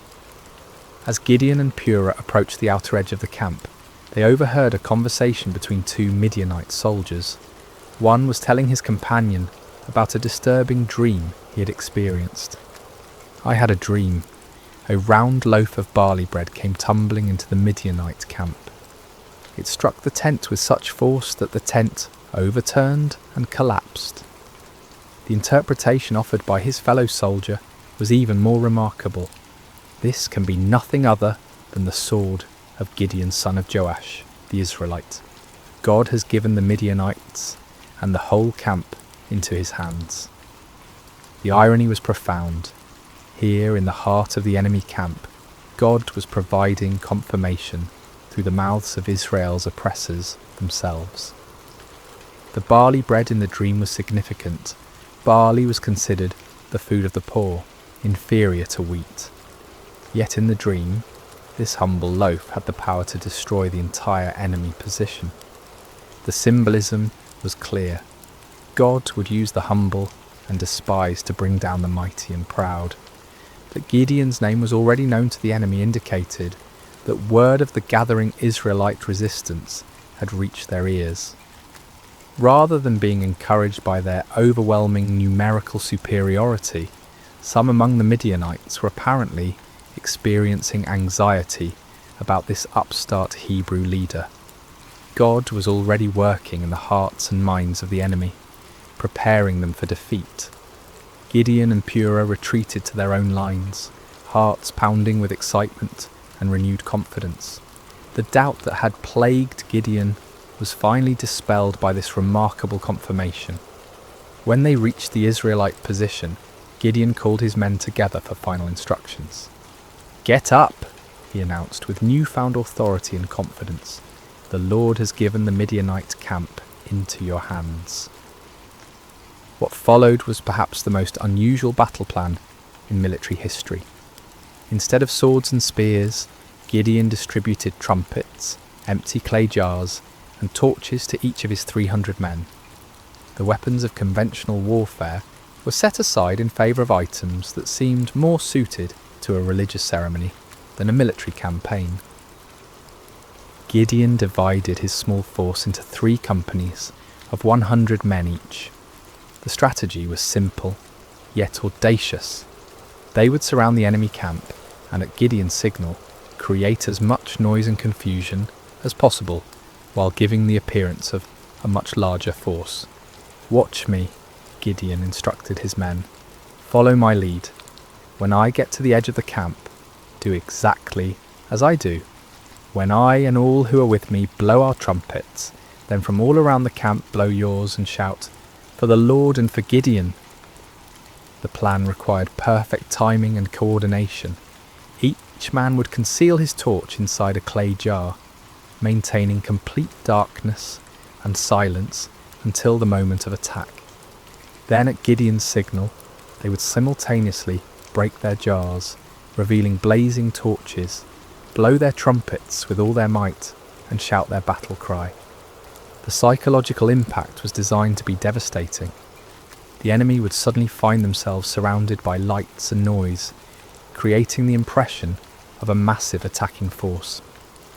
In the confusion of a night assault, with limited visibility and the disorientation of being awakened from sleep, even experienced soldiers could panic and lose their sense of direction. As the 3 companies moved into position around the vast perimeter of the enemy camp, each man must have felt the weight of the moment. They were not professional soldiers, but ordinary citizens who had answered the call to fight for their freedom. Now they found themselves in the most critical moment of their lives, armed with the most unconventional weapons imaginable, trusting in a God who had promised victory through seemingly impossible means. The middle watch around midnight was traditionally the time when sentries were changed, and vigilance was often at its lowest point. It was at this precise moment that Gideon and his 100 men reached their assigned position on the edge of the camp. Across the valley, 200 other men waited in similar positions, every eye fixed on their leader for the signal that would begin the battle. Gideon raised his torch-filled jar high above his head, then brought it down sharply, smashing it against a rock. The clay shattered with a sound that seemed to echo across the silent valley, and immediately his torch blazed forth in the darkness. At the same instant, he lifted his trumpet to his lips and blew a long, piercing blast. "For the Lord and for Gideon," he shouted at the top of his lungs. The signal rippled around the camp, as 300 jars smashed simultaneously, 300 torches burst into flame, and 300 trumpet heights sounded their defiant call. The battle cry of "For the Lord and for Gideon" echoed from every direction, creating the impression that the Midianite camp was completely surrounded by a massive army. The effect was instantaneous and devastating. Thousands of sleeping soldiers were jolted awake to find their camp surrounded by blazing lights and deafening noise.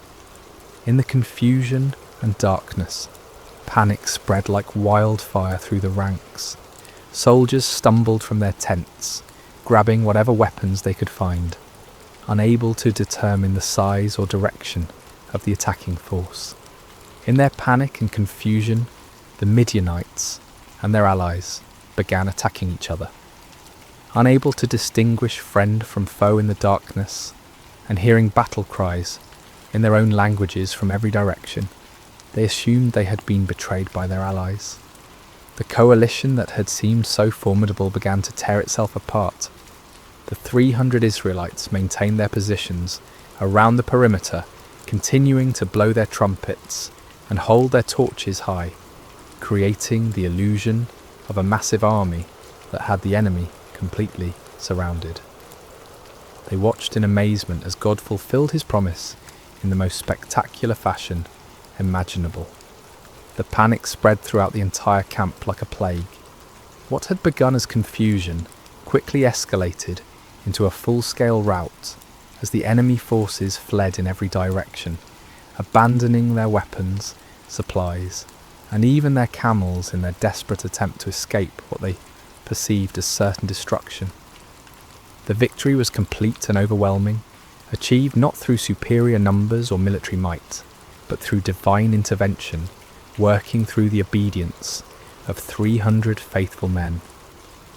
The God who had called Gideon from his hiding place in the winepress had once again demonstrated that his power is made perfect in human weakness. As dawn broke over the valley, an astonishing sight greeted the 300 Israelites. Where the night before had stood the mighty encampment of Israel's oppressors, now lay only scattered debris and abandoned supplies. Tents stood empty, their guy ropes cut by fleeing soldiers. Weapons lay discarded where they had fallen from panicked hands. The camels that had been described as innumerable as locusts wandered aimlessly, their owners having fled into the wilderness. The ground itself told the story of the night's chaos. Bloodstains marked the spots where confused allies had struck down one another in the darkness. Personal belongings were strewn across the landscape as the fleeing army had abandoned everything that might slow their escape. The scene looked less like the aftermath of a battle and more like the remnants of a catastrophic natural disaster. Gideon and his men moved through the abandoned camp in wonder, scarcely believing what their eyes were witnessing.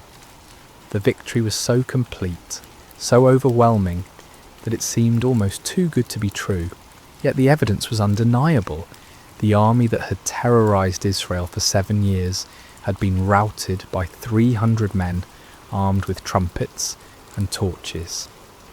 But God's deliverance was not yet complete. Even as the 300 marvelled at what had occurred in the valley, word of the miraculous victory was spreading throughout the hill country of Israel. Men who had dismissed Gideon's call to arms, who had remained hidden in their caves and strongholds, now emerged with renewed courage and determination.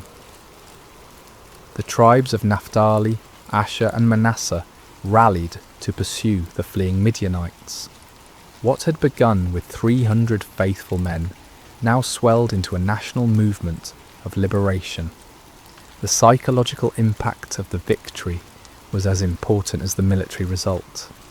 The myth of Midianite invincibility had been shattered in a single night, and the spirit of resistance that had been dormant for so long now burst forth like a river breaking through a dam. Gideon sent messengers throughout the hill country of Ephraim with urgent instructions. "Come down against the Midianites and seize the waters of the Jordan ahead of them as far as Beth-barah." This strategic move would cut off the enemy's escape routes and ensure that the victory would be complete. The Ephraimites responded with enthusiasm, capturing the fords of the Jordan and trapping many of the fleeing Midianites. In the pursuit that followed, they captured 2 of the Midianite leaders, Oreb and Zeb, whose names meant raven and wolf. These princes, who had struck terror into Israelite hearts for years, were now defeated and killed at the places that would forever bear their names: the rock of Oreb and the winepress of Zeb. The pursuit continued beyond the Jordan as Gideon and his original 300, though exhausted, pressed on to capture the remaining Midianite kings, Zebah and Zalmunna. The victory was total and decisive. An empire that had dominated the region for 7 years was completely destroyed in a matter of days. The land of Israel enjoyed peace for 40 years during Gideon's lifetime. The oppression that had driven families into hiding was replaced by prosperity and security. Fields that had been abandoned were cultivated again. Markets that had stood empty bustled with commerce. Children who had grown up knowing only fear could now play freely in their villages. But perhaps the greatest victory was not military but spiritual. Israel had rediscovered that their God was still the same mighty deliverer who had brought their ancestors out of Egypt. The impossible victory served as a permanent reminder that with God all things are possible. The story of Gideon and the 300 speaks across the centuries, with timeless truths that challenge and encourage us today. First, we see that God uses the unlikely. Gideon was not a seasoned warrior or a natural leader. He was a fearful farmer, hiding from his enemies. Yet God saw potential that others missed. This reminds us that God's calling is not based on our qualifications, but on his purposes. Second, the reduction of Gideon's army from 32,000 to 300 demonstrates that faith matters more than numbers. In a world obsessed with statistics and metrics, God's economy operates differently. He delights in using small faithful remnants to accomplish great things, ensuring that his power, not human strength, receives the glory. Third, Gideon's requests for signs teach us about the balance between faith and doubt. God was patient with Gideon's need for confirmation, showing us that honest questions and requests for reassurance are not signs of weak faith but of a heart that desires to walk in God's will. Finally, the story shows us that obedience in the face of fear is the essence of courage. Gideon was afraid, his army was outnumbered, and the strategy seemed foolish. Yet they obeyed, and God honoured their faithfulness with victory. When we feel unqualified for the tasks before us, when the odds seem insurmountable, when we need reassurance before taking steps of faith, the story of Gideon reminds us that our God specialises in impossible victories. He is still calling ordinary people to extraordinary purposes, still using the weak to confound the mighty, still turning fearful hearts into faithful warriors. The God who met Gideon at the winepress is the same God who meets us in our hiding places today, calling us to step out in faith and watch him work miracles through surrendered lives. Just as the 300 trumpets and torches became instruments of divine victory, our simple obedience can become the means through which God accomplishes his purposes in our generation. May we have the courage to answer when he calls, the faith to trust when he leads, and the persistence to follow when he sends us into battles that seem impossible to win. For with God, the 300 can defeat the multitudes, and faith can move mountains that seem immovable. The story of Gideon reminds us that our greatest victories come not when we feel strong and capable, but when we acknowledge our weakness and depend completely on God's strength. In those moments of surrender, we discover that we serve a God who delights in doing the impossible through the most unlikely people. And so the story ends where it began, with an invitation to faith, a call to courage, and a promise that the God who delivered Israel through Gideon and the 300 is still delivering his people today, one impossible victory